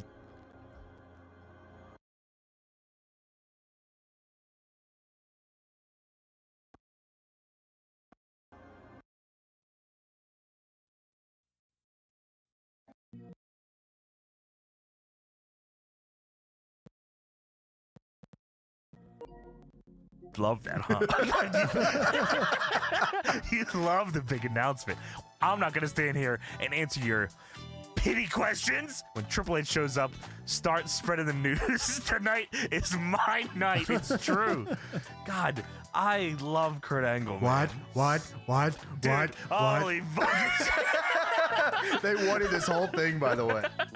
Yeah, that's true. Yeah, you're right though. Kurt is awesome here. Delusional Kurt is a great gimmick. He played it super well, and his in-ring was awesome. He's perfect. He's like his promos. Like we talk about him a lot, but like him being able to go from this to like being completely believable as the fucking world champion is like you can't ask for a better wrestler. No, he just came in and said, "Let me do this." Yeah, and they said, "Oh shit." Yeah, really. Triple H said, "Maybe not, dude." So we go to the Trish Stratus Town Hall. Trish is at WWF in New York. This is insane. I don't know if I knew where this was going at Me any neither. point here. Even later in the night, did I not know where this was going? No. They showed WWE New York, as James said, and JR is hyping up the return of one of the great gladiators of all time to game Triple H. All right, come on, let's fucking. Look, we've heard this 4 times tonight. It's been 20 minutes. Shockingly, this JR putting over Triple H on the show is not even the worst one of someone just sucking Triple H's balls clean. I like to imagine Triple H is behind the camera going, pointing. Yeah. He produced the saying. He's on the headset. What was that? Yeah, say I'm one of the best. Yes, it's some premium gas. I'm on that Say I'm one of the most. Say I'm bigger than Test. I'm cooler than RVD. I got immunity too. So yeah, we're at WWF New York. Trish is the host of WWF New York today, I guess is what you call it. Oh, great. Hamburgers and Trish Stratus. She's the women's champ, and she says, "What's up, New York?" And Lawler says, I'm up. Well, Trish says, "I couldn't think of a better place to be than WWF New York. How about Raw?" Yeah, being on the show, defending the belt. Well, Terry Runnels walks up and walks in front of Trish and says, "Yeah, it certainly is great to be here. It's also great to be the brand new and better host of WWF Excess." Puppies. Dude, unbelievable puppies chant. Even worse later. Yeah, you're right. Trish says, "What are you fucking doing here?" And Terry says, "Trish, you're so pathetic with your little WWF Women's title." Hey, what? He's the only one on the show. I couldn't believe she said that. Your shitty little belt you got there. Yeah, doesn't we mean got that anything. belt. This is a world's title, goddammit. Yeah, fuck that. I want the golden thong, please. Oh, yeah, we can get you that. Terry says, deep down, you don't measure up to me. I'm more talented than you, better looking, more athletic, and that's why I'm here to challenge you. She says, "You're going to challenge me? Well, what sort of challenge you got for me, Terry?" Off the rip, she's not like, I just want to shot at the title or let's have a match. She says, "Is it a bra and panties match?" Jerry Lawler says, "Yes! Yes!" Yeah, dude, Trish says, "What kind of match?" You hear in the background one dude just scream, "Bra and panties match." And Trish says, "Bra and panties match?" Yeah! The whole crowd erupts. Oh, yeah, fist bump in the air and say, "Yeah!" Dude, what about a lingerie match? Even better, lingerie! Whoa! Dude, what do they think is going to happen here? It's going to happen in WWF New York. Wow, this is a good hamburger. Oh, I'm glad to see the women's title. I got a boner. Me and the boys eating fries and beers and fucking just watching this. Are you kidding me? Dude, yeah, I brought my kids and wife to WWF New York. You can see Terry Reynolds' titties. Or the ever more exciting mud wrestling match. Oh, any of those 3? Well, Terry has a better idea. She says, how about... I got it. How about a singles match, 15-minute time limit? How about an ultimate submission match for 30 minutes right now? Oh my God. Dude, Vince McMahon booking for the sickos with that one. Come on, sickos! Yeah, sicko mode, Vince McMahon. You like this? Singles match, pins on, submissions on, DQs on, 15-minute time limit, random arena. Yeah, I like this. Reads out the No Mercy moves, the Mercy settings. Blood on. This makes me happy. Start with 3 finishers. Let's go. Oh, fuck. What kind? Trish goes, "What kind of match?" "A singles match." A singles match. Yeah. No, she says, "How about a wet t-shirt contest. The crowd, you would have thought Triple H came out right now to where the crowd reacted here. They lost their fucking minds. Yeah. While they're going, woo! Yeah, baby! Wet This t-shirt! is not a match. For the title? This is not a match. Trish says, Terry, you're on. And Jerry Lawler is having the time of his life. He said, JR, what t-shirt contest? Woohoo! It's gonna be great. What committee sanctioned this title match? Hello? Dude, what t-shirt contest for the title? And Trish, Trish was like wanting that more so. For She the wanted a belt? mud Was the wrestling belt on the match. line? They say that? The title is on the line, dude. What? Yeah, this I is didn't a wet realize t-shirt that. contest match. I For didn't the know it was title. for the title. Oh my Sanctioned. God. Yeah. 30-minute time limit. Yeah, so wet t-shirt contest tonight for the title. W. What the fuck, man? All right, so... Oh, okay. Sorry, guess we don't like that now. Sorry, man. I'm just trying to figure out, where's the committee? Well, like, hello? They're the ones shooting the water. All right, so Billy and Chuck versus Scotty Too Hotty and Albert. Hey, that's Chuck and Billy, you son of a bitch. Chuck and Billy, James. It's Chuck and Billy. They say Chuck and Billy, and I saw on commentary like, Chuck and Billy? Dude, JR has a hard time with it the whole time, and Lawler keeps checking him. It's Chuck and Billy. All right, Chuck and Billy. Chuck All right, and what the fuck? Billy. All right. It don't matter. It always matters. Billy says if anyone should be in a wet t-shirt contest, it should be them because of their incredible physiques. Now, Chuck, pull out your hose and spray this crowd. What? I cannot believe he said that. Chuck, why don't you pull out your hose? Turn it up. Bang it in. Bang it in. Dude, they want to be in a. They come out here no shirts on, and they said we should be in that wet t-shirt contest. Hello? Where is the wet t-shirt committee, James? I mean, I've been wondering and asking. Craig Leathers would not let this happen on this show. No. Craig Leathers would have not sent these dudes out with that kind of promo, No. and they wouldn't have had a promo. Dude, Craig Leathers would not send these dudes out there, period. Honestly. No, that's true. They weren't cutting it. Yeah, so Albert and Scotty Too Hotty come out here. Banging Dude, it, banging it, banging it. This act feels so out of place in 2002, it's unreal. I think it lasts another year, too. Yeah, dude, that's like crazy. Like to the me, Hip Hop Hippo, right? Yeah, that's right. It You is don't the like Hip Hop that? Hippo. No, I don't know if he's that yet. I fucked with this act, but it's just like it feels out of place on the show, especially when they change the set. Oh my God. Yeah, right, then yeah, it's yeah. really like I'm like, okay, what the fuck is going on? Yeah, like Scotty Too Hotty existing after they changed the WWE doesn't feel right to me. Not that I don't like Scotty Too Hotty, but it just like no, I fuck it's with one, Scotty like, when too. Yeah. Yeah, but when I go back and like he's one of those guys that I thought was like gone, like him, Oh, like yeah, yeah, D-Lo, Brian Christopher. Val Venus, Brian, yeah, all those dudes. I was like, okay, this is a different era, but he's still here for a minute. He's there. Scotty's there till like 04, 05. Yeah, I mean, like I said, it's just like it felt like out of place. I don't know. Like I heard him come out, and I saw him. I was like, damn, if this was 3 years ago, this place would have erupted into. They were so into this act, man. Yeah, you're right. They Dude, were he- super fucking over. He stayed around till 2007. Oh my. 07, Good for really? him. Yeah, He had really. mini matches on Velocity and dark matches in 07 until early It's awesome. 07. He's a good undercard guy. No, he's awesome. I like him a lot. Yeah, Crazy, me too. wow. So Albert makes Chuck and Billy, as we get the match started, Albert makes Chuck and Billy do the fall into your ball spot, and then chuckles His really, hose? really hard. Dude, okay, yeah, Billy flops onto Chuck's cock and balls, and then Chuck grabs the back of his head and makes him blow him. Yeah, all right. He's trying to get him off, I think, or something. Off of him. Not like that. Not trying to get him He's trying to off make is him- crazy. Trying to make him come. No, not that. Trying to get him off of him. Well, JR said if you JR said if you joined us on MTV Heat last night, you saw the confrontation between Scotty and Albert and Billy and Chuck. And Lawler says, it's Chuck and Billy, come on. And JR's like pissed at this point, so like they Fuck do off, that yeah. spawn to the balls, and JR goes, Scotty Too Hotty making a little fun of Chuck. You don't want the head of talent relations pissed at you on TV. So Albert gets a hot tag, he hits a power slam on Chuck, and he hits the train in the corner, the old splash, and Scotty big splash. Scotty goes for the worm. Chuck stops him. They try to do a lot here with the stopping the worm. That was pretty much the match. Was like, They tease it can a I bunch, stop the yeah. worm? Yes. And then he punches What about Billy. the hose? You got that big ass hose, don't you?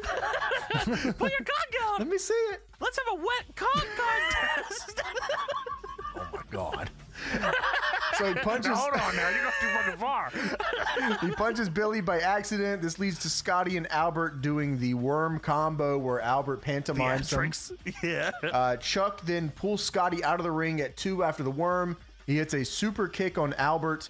Scotty then runs into the Famouser from Billy, and Chuck and Billy win. Dude, JR definitely fumbles over himself at the end trying to make sure he says it Chuck and Billy.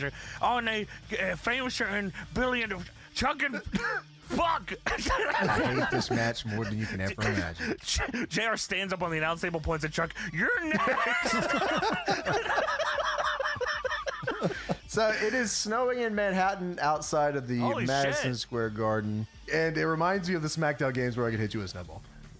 God, that was awesome. I love that. Me too. I'm pretty sure that's Shut Your Mouth that you can do that in. Yeah, because it was the outside area and it was a not snowy one and a snowy one. And yeah, you can pick up the I snowballs and throw them at each swear, other. and I could be remembering this wrong. It was time of the year based too. Which is very fucking cool. awesome. Yeah, that was is sweet. So we go backstage. Charmel is here, backstage interviewer. I was very confused here because I was like, Charmel backstage interviewing on the Raw is War set. Yeah. Interviewing Chris Jericho. Yeah, that felt like weird. wrong. Yeah, I was like, okay. And Jericho addresses her by name too. Yeah, Charmel. Oh, hey. Oh yeah, that's me. Hello. Yeah, Jericho gives her shit for, he says, you address me the way I demand and deserve to be addressed. The living legend, larger than life, undisputed WWE champion, Chris Jericho. Larry Zbyszko would have something to say about the living legend part. And he does for many, many, many, many years. He still to this day probably still fucking brings it up. And Jericho says, and second of all, how gratifying was it to see Mr. McMahon leave Ric Flair in a pool of his own blood? Jericho's like putting on a weird voice sometimes here. I don't know what was going on. He was trying something new. But he says he's going to beat The Rock at the Rumble for the unprecedented 5th time. And he said, you know what? Ric Flair also booked me against Rikishi in a non-title match tonight because Ric Flair and everybody at home watching wants to see Chris Jericho get the stink face. So that is fucking nuts. This is the champ. He is the double champ, undisputed champ. He beat Rock and Austin. And non-title match, and they want to see, the only reason he is booked on this show is because Ric Flair wants to see him eat Rikishi's ass live. And Rikishi's runs, like, until SmackDown 6 starts, he's cold as fuck. He's the ass man. Yeah, he is cold as fuck. So they just, like, this feels like sabotage. Yeah, it didn't feel like they had much direction for Chris Jericho other than, when are you losing? Yeah, wow. Let's get you to Mania so you can lose to Triple H, will we? Come on now. Yeah, so we go backstage some more here. Michael Cole starts his interview. He is very happy to be here. He's great to be excited. in Madison Square Garden. And then the shot pans over, and Stone Cold is standing there. Huge pop. And Austin looks at him and he says, what? Oh, no. Oh, no. Oh, man, here we go. Cole says, I was just saying it's been an incredible, what? Incredible night. What? Here tonight. What? Well, Steve, what? And he fucking annihilates him with what's this whole time. And this crowd does fucks all me of up them. crazy. They love, dude, the whole time. And this fucks me up crazy because I've been using a Stone Cold soundboard, like on NL shit for a minute. That's what all of this is. That's what all. It's all from this that's promo. what I thought. I started. I was like, this is the NL right here. This is the. I was like, wow, this is fucked up. I've never seen this in real time. At least I don't remember it. Austin says, Now go ahead. That's the one. Now go ahead. Now go ahead. Cole says, well, I was going to ask you, what? Were you going to ask me a bunch of questions? Is that what you're going to do? I'm not going to answer your questions. I got 3 things I want to talk about. Do you understand? 3? Now go ahead. Now go ahead. The first thing I want to talk about is the man I saw backstage tonight. I said the man I saw backstage. The man I saw backstage was Triple H. It was Triple H. Dude, I said that man's name was Triple H. Why did you talk like this? He is getting because he knows that there's what's in between all these. Yeah. Well, and I'm not. Listen, for the viewer's sake, we don't got to put what's in between all of them, but you can imagine.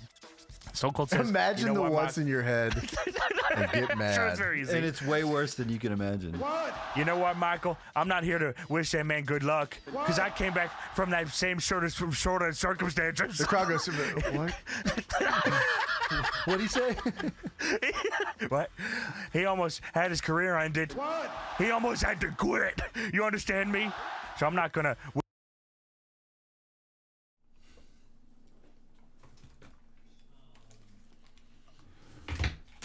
Oh, what the fuck?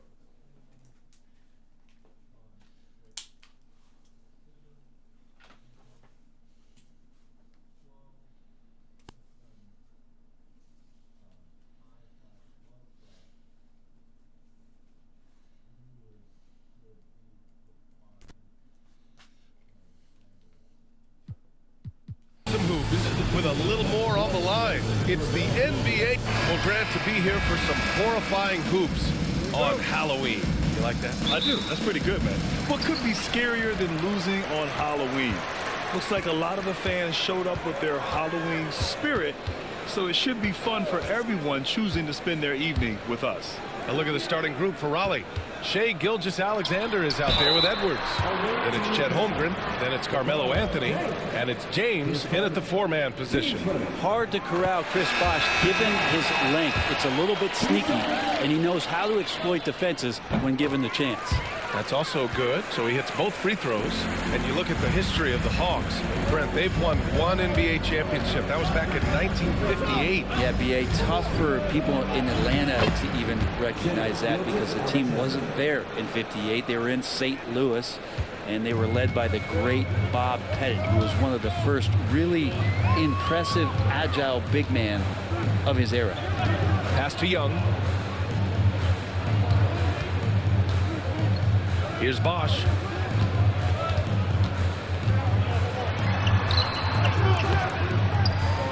The rebound by Raleigh. First chance of the season for them to go up against Atlanta. Talent-wise, they've got the upper hand. I mean, they won every matchup between these teams last year. Young inside. Gilgeous-Alexander defending. And that's good. His first bucket of the game. And Trey doing a good job exploring, trying to find those soft spots in the defense. Gilgeous-Alexander against Young. Pass to Edwards. Pulls it. And that comes off the assist by Gilgeous-Alexander. He just brings a great feel for the game at the offensive end. Here's Atlanta with the ball. Here's Arenas. 15 in his last outing. They set the pick. Over Edwards. Here's Bosh. Oh, plenty of contact on that shot. Officials call the foul, and he'll take 2 free throws now. Excellent use of the pump fake by Bosh there to draw the foul. It's a classic NBA move. Good on both. A big fella with the ability and confidence at the free throw line is something that every team wants. Don't have to make those late substitutions. Keep your big guys on the floor. Outside Edwards. The 3 ball. And the shot's off. 1 for 2 in this one. Yeah, no, he usually makes you pay from that range. That just goes to show you how versatile a player Chris Bosh is with passes like that. Gilgeous-Alexander with the ball. Picked up by Reed. Second chance effort. And it's Holmgren missing. There's a little bit of pressure on him, but not enough to cause him to miss a shot that's in that close. Deflected. How about Melo rising up quick to that one there? Nice shot block. Here's Edwards. Oh, and makes it with the kiss. Edwards got his second basket of the game. The defensive effort was lacking a bit, but hey, give him credit for finding a weakness there. Just really smart basketball and exploiting whatever holes that he's seeing right now in the defensive squad. About 3 minutes gone here in the first quarter. Young, and he buries that one. Back rim and in. Good up-tempo play there from Young, firing that shot off before the D could react. Holmgren with a screen on Young. Here's Gilgeous-Alexander. Nice D from Reed. A lot of defenders choose to just back up off of him when he's in that tight, try to hand one, and this time they're not backing off. And their offense looking like a well-oiled machine. He shoots. Anthony misses. Atlanta leading by 7. Here's Arenas, and he throws it down. What a terrific lead pass. Wow. I'll tell you, such an advantage having a playmaker who can get up to the rim and finish. Now that is what every team wants. Like to see that assertiveness, especially from the guy who's going to orchestrate your offense. And so J.J. Redick calls for the timeout, and we might see some changes. Coach potentially looking to adjust, and Raleigh making a change here. Wade's checked in. Gilgeous-Alexander passes to Holmgren, and that comes off the assist by Gilgeous-Alexander. This is a good look and a routine one for Chet Holmgren. You're not going to see him waste many of those opportunities that close. And something that makes SGA so dangerous on offense, his elite drive and kickability. Yeah, you have to load towards him when he comes off a high pick. He just draws so much attention and can find another cutter or spot-up shooter. He has so much gravity to his game. Time now to hear from our reporter, Allie LaForce. With the game on the line, Ice Trey is a dangerous man. Young said, I've been owning the moment my whole life. That's what I do. I work too hard to be afraid of the moment. Brian? Well, Allie, it definitely shows in his play. It's great stuff there. Thank you. 16 feet out, and that one comes up a bit short. And so it's Gilgeous-Alexander with it. He brings it up for Raleigh. It's a 5-point game. While we have a moment, let's check out the highest scoring teams in the league last season. The way this team played on the offensive end last year was remarkable. Seemed like every night they got everything they wanted and then some. Raleigh shooting their first free throws of the night right here. Wade is a very consistent performer from the foul line. This is why you always avoid fouling him if you can. Sasser's checked in for the Hawks. Highland comes in for Young. In transit, they come. And that's what happens when you don't take care of the ball. Hey, that makes the turnover hurt even more. And the gamble paying off. The Hawks lead by 3. Outside, Highland. Goes up at the elbow. The rebound by Raleigh. This game following their win against the Rockets. And at the offensive end, they were lights out in that game. They found all sorts of ways to punish the D. Yeah, I love watching that game, and in particular, their demeanor in their destruction in that game. What elevation. He's a smaller but still determined big man, and he likes mixing it up with his impressive vert. Here's Wade. Here's Holmgren, and so he draws the foul, headed to the line to shoot a pair. And Holmgren using his size close to the rim, good at attracting the D's attention because of how much range he has. Atlanta making some changes. Taylor, he's checked in for Reed, and it's Trent in for Williams. Ball, he's checked in for Raleigh. Now Sasser. Last game for him, he picked up 10. Back to Highland. And it's Holmgren with a rebound. Well, he wants that one over again, I guarantee that. Nobody's even in the neighborhood. Outside, Gilgeous-Alexander. They set the pick. Ooh, nice concentration to hit the double clutch layup. Gilgeous-Alexander's got his second basket on the night. Now a timeout called by Atlanta. They're moving on after the tough loss they took at the hands of the Warriors. And guys, we know that you come into every game with a chance of winning, but they were just totally outclassed. Tough thing about that one is they also were playing a poor opponent, so no fire in that game, and that sticks with you a little bit. Gasol's checked in for Raleigh. Edwards comes in for Gilgeous-Alexander. Oh, the Hawks again cannot hit it. And here's Raleigh. They've outscored them 10-2 during this run. Wade, the pass to Gasol. Gasol, a screen on Trent. Bounces high off the rim and drops. And usually teams go on runs from a bunch of layups and dunks, but that's not the case here. To the middle. Deflects the pass. Ooh, stolen by Gasol. And they're on the run. There's the block. And a fast break now for the Hawks. Here's Bosch. Drops in the layup for 2.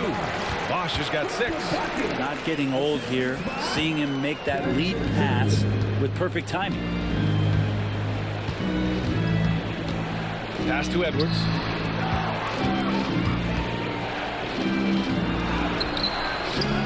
Goes back up. Gasol misses.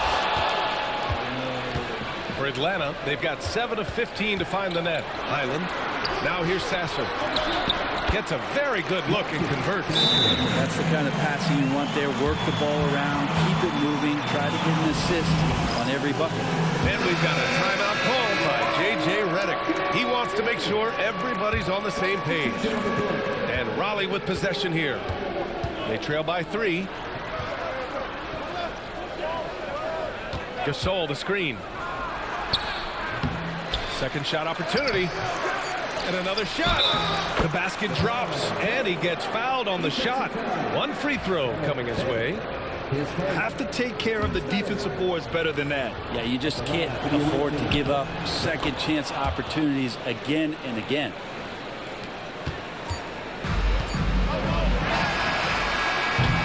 And that concludes a high-scoring first quarter. We're all tied up. And the second quarter.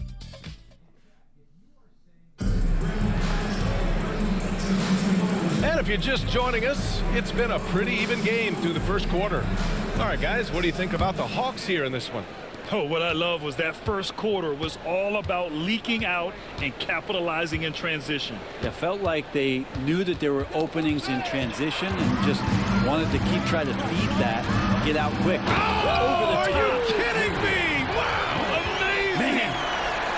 And Trae Young playing floor general here, so good and so quick at finding the open man. There's the AT&T 5G Slam Cam, capturing the moment. The putback. Great positioning on the putback. Woo, hard work creating the second chance opportunity. And Atlanta with possession here. Their biggest lead of the game was 9. And they're deep into this homestand. That'll be game 4 out of 5. Here's Young. The rebound by Raleigh. Now here is James. He had 10 points in the win against Houston.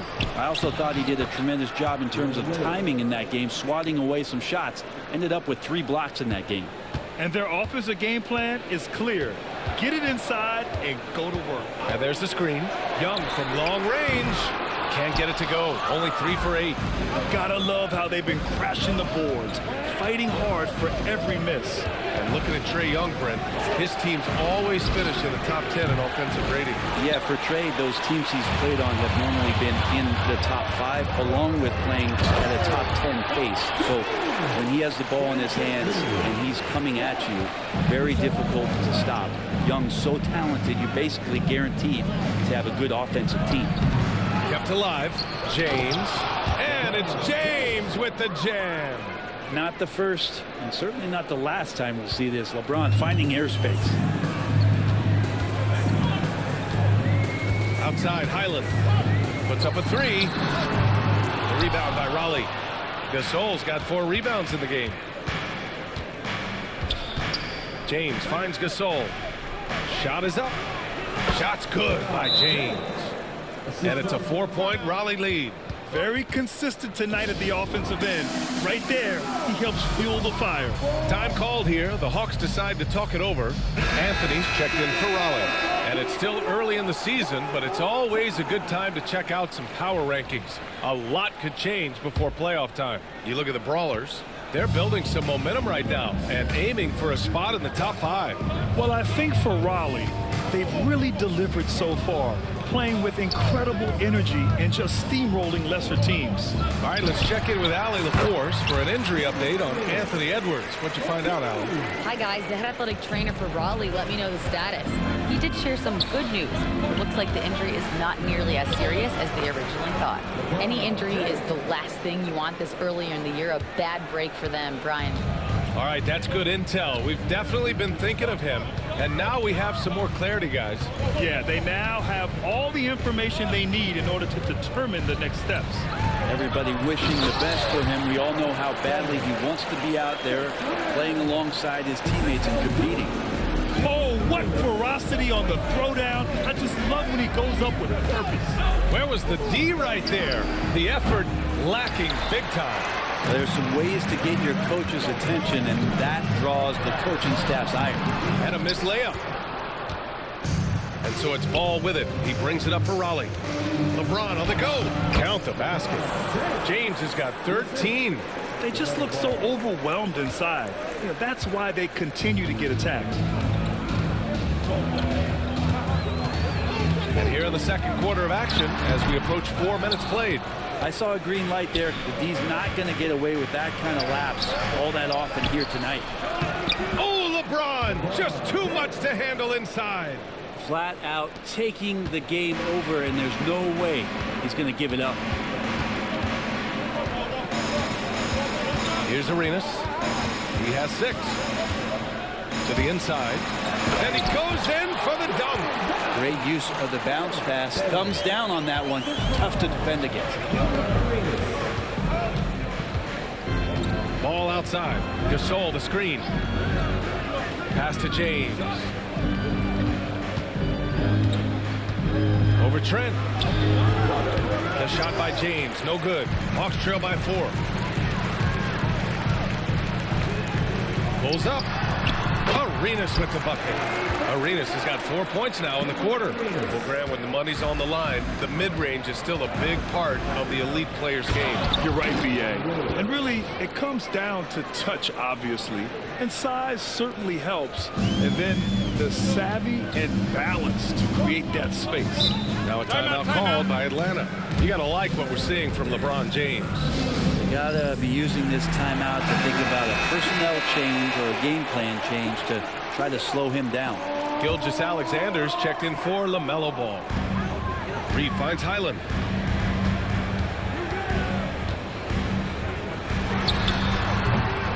Offensive rebound.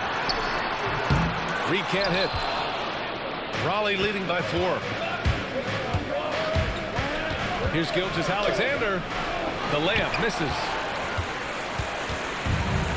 The Hawks have gotten 6 shots to fall out of 13 attempts here in the second. Arenas.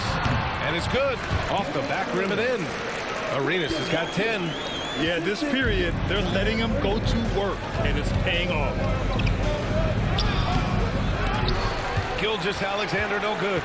Even if you're not shooting it, you like to see the effort level, and his tonight has been high.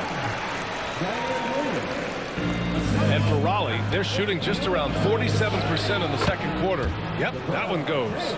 This quarter belongs to him, and that's how you do it when you're out in front. Don't play it safe. Keep that momentum going. Outside, Highland. Pass to Bosch. Over Gasol. Bosch, no good. He wanted to keep that shot from getting blocked, but in the process, he gave it no chance of going in because of how unbalanced he was on the fade. Woo! B.A., that's lit. Ferocious all the way. Man, that was good. A minute 39 left in the half. Well, that's not a shot he's ever going to pass up, and he shouldn't. Despite the miss, no defender anywhere near him. He's got to shoot that one. Is it getting cold in here? This is a tough one. Crucial that he starts to work a little harder for a higher percentage shot. That's one of the best three-point shooters. You've got to try to scramble the Jets right here and get that guy off the sweet spot. And there's James from the arc. Here's Gasol. And then Gasol with the jam. Well, what stellar work from Gasol there, throwing himself against the glass and doing whatever it takes to find a second chance opportunity. Gilgeous-Alexander with a steal. Inside. And Anthony slams it in. Got to give him credit for jumping on the ball and making the most at the other end. Boy, inexcusable at this point of the game. They got to be more composed in these moments. And how about the sequence in its entirety? Momentum swing, and you love the effort here. Time and time again, they're creating good looks from close range. Hawks trail by 7. 40 seconds left to play in the first half. Arenas with the bucket. Their defense has to do a better job of smothering those shooters. Knocked away and stolen by Williams. Arenas passes to Reed. A slam dunk by Reed. And that's what happens when you don't take care of the ball. Hey, that makes the turnover hurt even more. And the gamble paying off. 2 open that time. They didn't look easy. Anthony's got 6 in the quarter. Well, Carmelo Anthony operating in the mid-range is just danger zone. You got to put your defense at DEFCON 1. Island misses. Outside Gilgeous-Alexander. And they get it back. And a pretty tightly contested game here as we end the first half. Raleigh on top. They lead by 4. And join us right back here after the break for the start of the second half.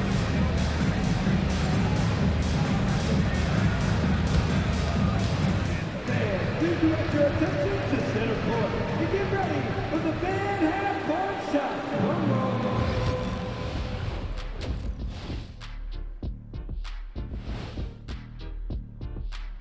Hey folks, we know you're anxious for the first half breakdown, but a surprise start to the show is only fitting with some early season power rankings.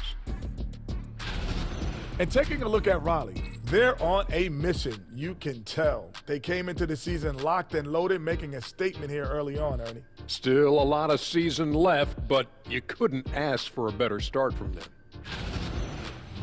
And now let's talk about that first half. What a battle it's been for Raleigh. Love that they're taking high percentage shots. That does it for halftime. Let's get back to game action. Here's Brian and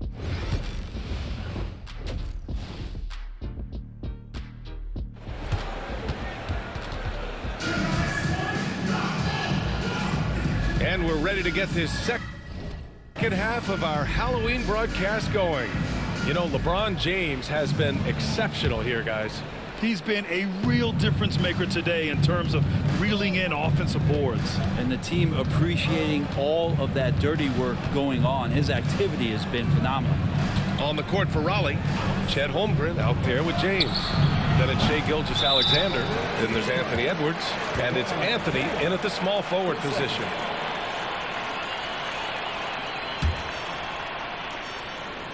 Hawks trail by 4, and over the last few years, SGA has emerged as an all-NBA level player, Brent. What's been the key to his success? I think the key, BA, to him is his confidence. I think that he feels like he is overlooked on a nightly basis and does not get the respect he deserves, so he comes in with that chip on his shoulder, and he plays the entire game coming at any defense that people throw at him. Here's Arenas, guarded by Edwards. Reed. And a look now at Raleigh's upcoming schedule. On Friday, they go back home and will be hosting the Boston Celtics. Then on Wednesday, they'll host the Washington Wizards. And looking at the Vancouver matchup, it will be the 9th bit of action for them during the young season. Every game a step closer to the finish line. They get it back and out of bounds. Atlanta will have it. A look now at the leaderboard to see which teams had the toughest defenses this past season. They made life hard on opponents. One of the best defenses in the NBA last year. About a minute played here in the second half. Here's Arenas, guarded by Edwards. Pass to Reed. Left side Young. For the tie. And it's Holmgren with a rebound. Holmgren's got rebound number 5 here tonight. They've been dominating the boards tonight, yet it's still a close game. LaMelo cashing in right now from the perimeter where he's in transition and spotting up. You got to get to him. And stolen by Edwards. Edwards with a step. And Edwards slams it in. Slams it down with 2 hands. Man, they're really getting aggressive now. Hawks trail by 8. Here's Arenas. 13 points in the game. Timeout called, the Hawks.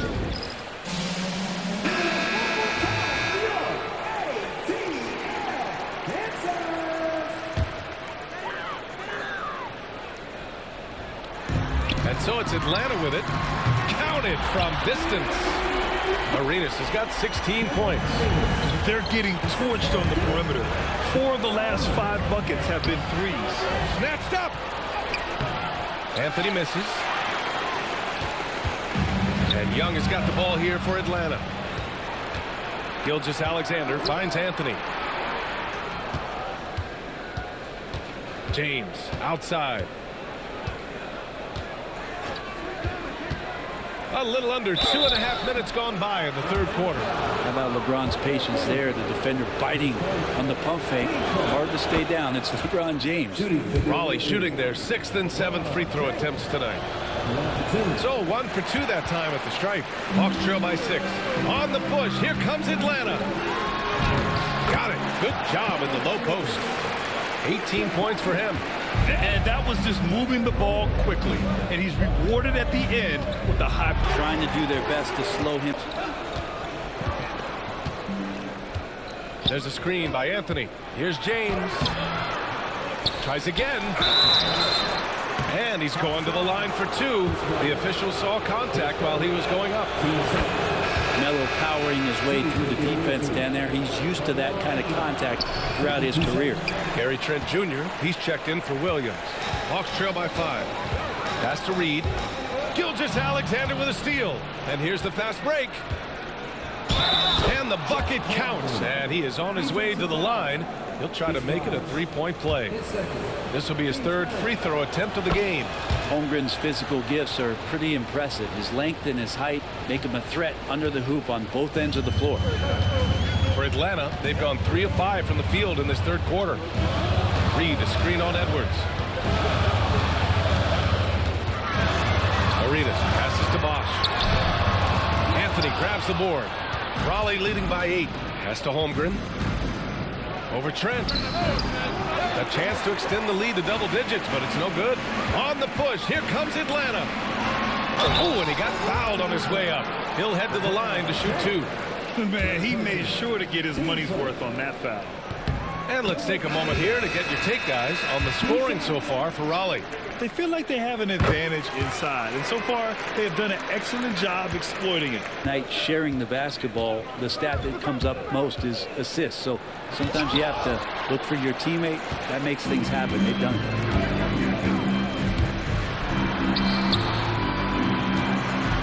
Here's Trent. Holmgren with the block. Wow, great D from Chet there. That is his calling card. Here's Wade, guarded by Young. Wade misses. Now that's just enough defensive pressure on him to throw off that shot. I bet he gets a good look at it next time and hits it. Almost had the steal. You have to love the pressure defense. Yeah, pestering right now, and that's going to pay some dividends. At some point, there's going to be a turnover. Pass to Bosch. Trent outside, fires the 3, drains the triple. Trent's got his 3rd bucket of the night. He's going to punish you if you leave him open. He's more than willing to take the open 3 when he's got it. Here's Gilgeous-Alexander. Ooh, Shea showing no fear inside. When you have a guard like Gilgeous-Alexander that fights inside, it can add some spunk to your team. Edwards against Trent. And he got the whistle on the way up, so he'll be headed to the line for a pair. It's going to go on Chet Holmgren. Well, Brett, he doesn't give you much inside the arc, but Trent Jr. is a sniper from deep. Yeah, and Gary Trent Jr. knows exactly why he's on the floor, and that's to shoot the basketball. So continue to move, find open areas, wait for the ball, and then let it rip. Taylor, he's checked in for the Hawks. Highland comes in for Trae Young. Highland's got space. Drops one in from the wing. Highland's got 5 now. That's why you keep your head up. If the assist is there, you can pounce. Here's Gilgeous-Alexander. And slam dunk by Gilgeous-Alexander. And not a good idea to take a nap on Shea Gilgeous-Alexander and that athleticism. So much power. Way to get up. Shea with a step and slam dunk by Gilgeous-Alexander. Come on now. This kind of powerful finish gets guys going. Yeah, especially when it's coming from your point guard. What a flush. Yeah, great read. Calls his own number and then sends it home. Here's Bosch. Rebound by Raleigh. Holmgren's got rebound number 7 tonight. And they just continue to dominate the boards. Well, Gilgeous-Alexander with that height at his position allows him to do so many things other guys really pretty much dream of. 1:25 left to play in the 3rd quarter. Here's Arenas. Rebound by Stoudemire. Stoudemire's got 5 rebounds in the game. And And the layup falls. Gilgeous-Alexander's got 8 here in this quarter. This run has been fueled by their Matador defense. Gilgeous-Alexander with a steal. SGA with the big finish on the fast break. Could come down to selection. Bad shots in the first half. Here in the second, using his head, finding some more efficient opportunities to score. Here's Arenas. And off the left side of the rim, it swirls in for him. Arenas has got 22 points. Raleigh leading by 10. Outside, Gilgeous-Alexander. And Atlanta making a change here. Sasser's checked in. Gasol's checked in for Raleigh.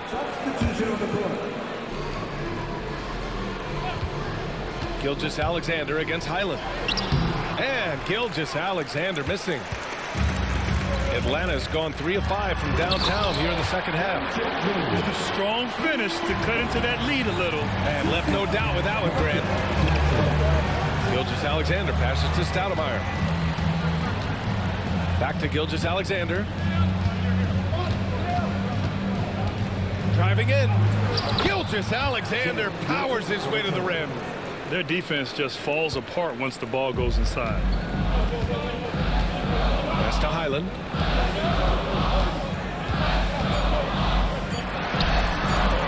That one off the back iron and out. And as we end the third quarter, a double-digit deficit will make it tough to come back. Raleigh on top. They're up by 10. Don't go anywhere, folks. We'll be back in a moment.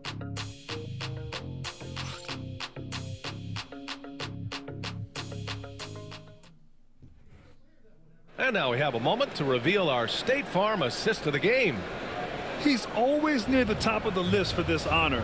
I mean, passes like these are his specialty. Doesn't happen with every point guard in the league as far as setting your teammates up. Lots more scorers now, but right there creating the scoring opportunity for his teammate.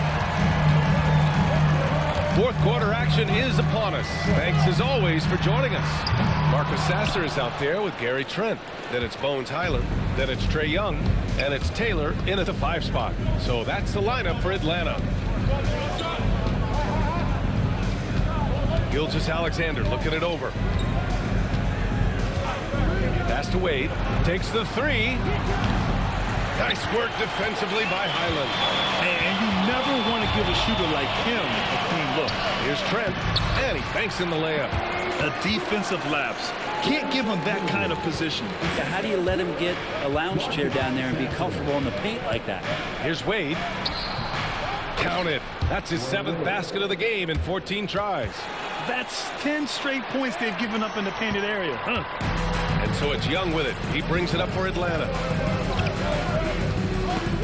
He swipes the ball away again. And that's his 6th steal of the night. Imposing his will at the defensive end. You gotta love it.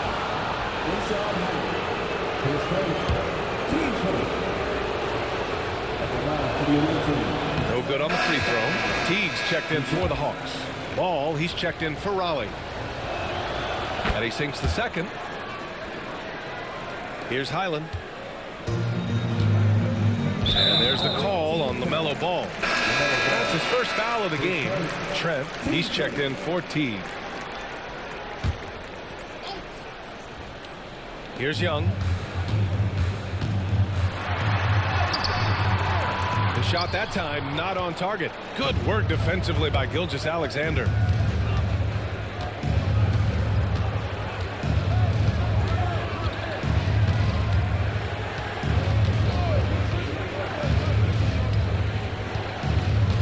Anthony left side. That one's good. And so Gilgeous-Alexander with the assist. Gilgeous-Alexander's got 9 assists in the game. Great passing. Outside, Highland.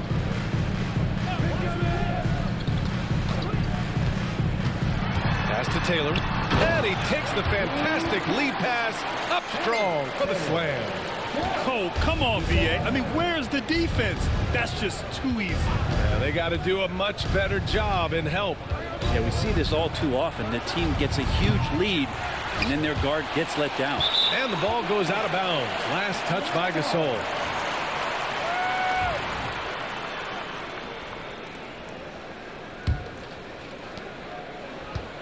Hawks trail by 11. Pass to Highland. Takes a three. Hits the trifecta. Well, that equals his 3-point total from the first half. He had one before the break, and that's his first 3 of this half. Got a piece of it, and that goes out of bounds. They'll keep possession.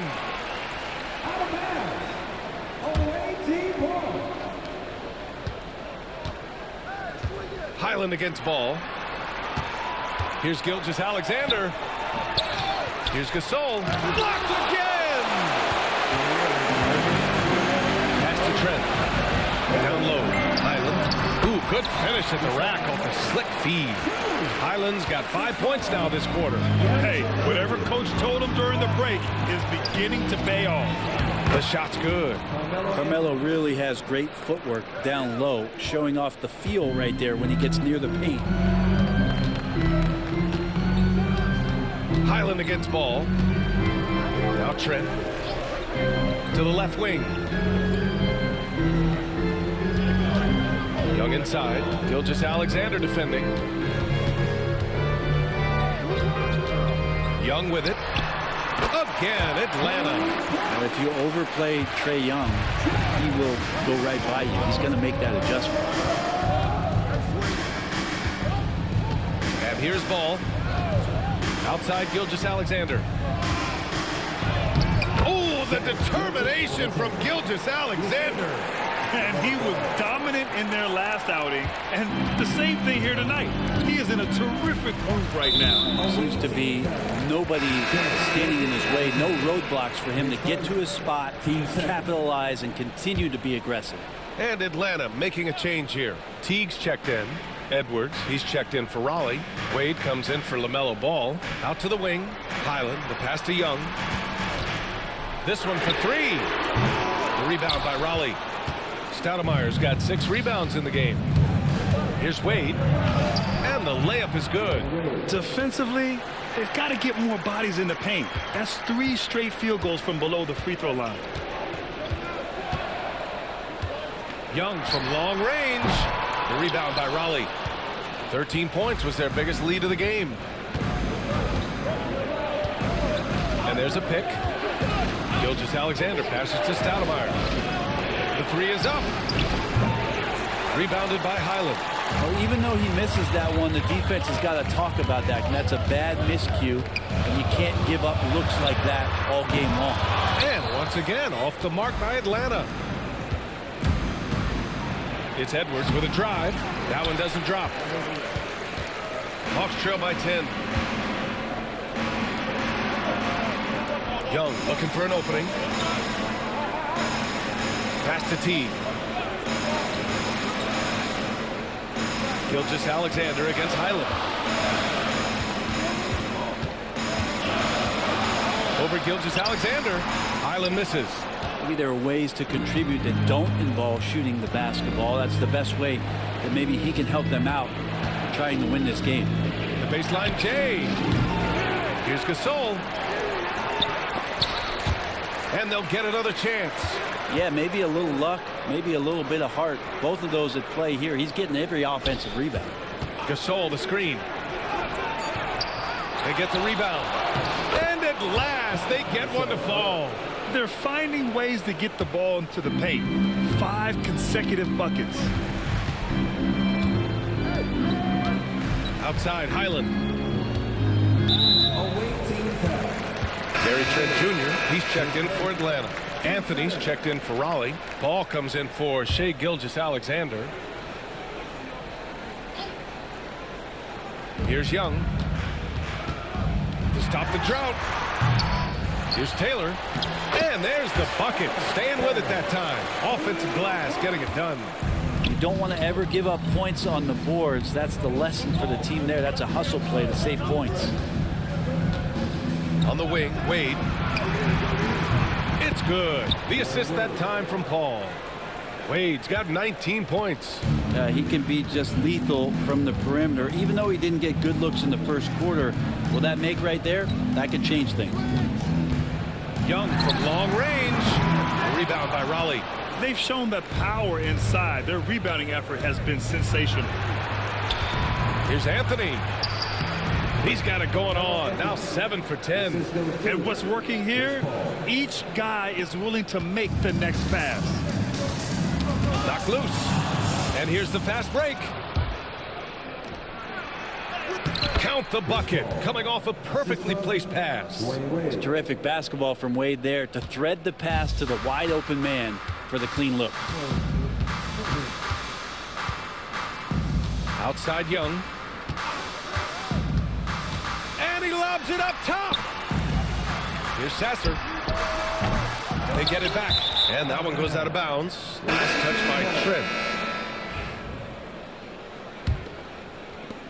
Raleigh leading by 17.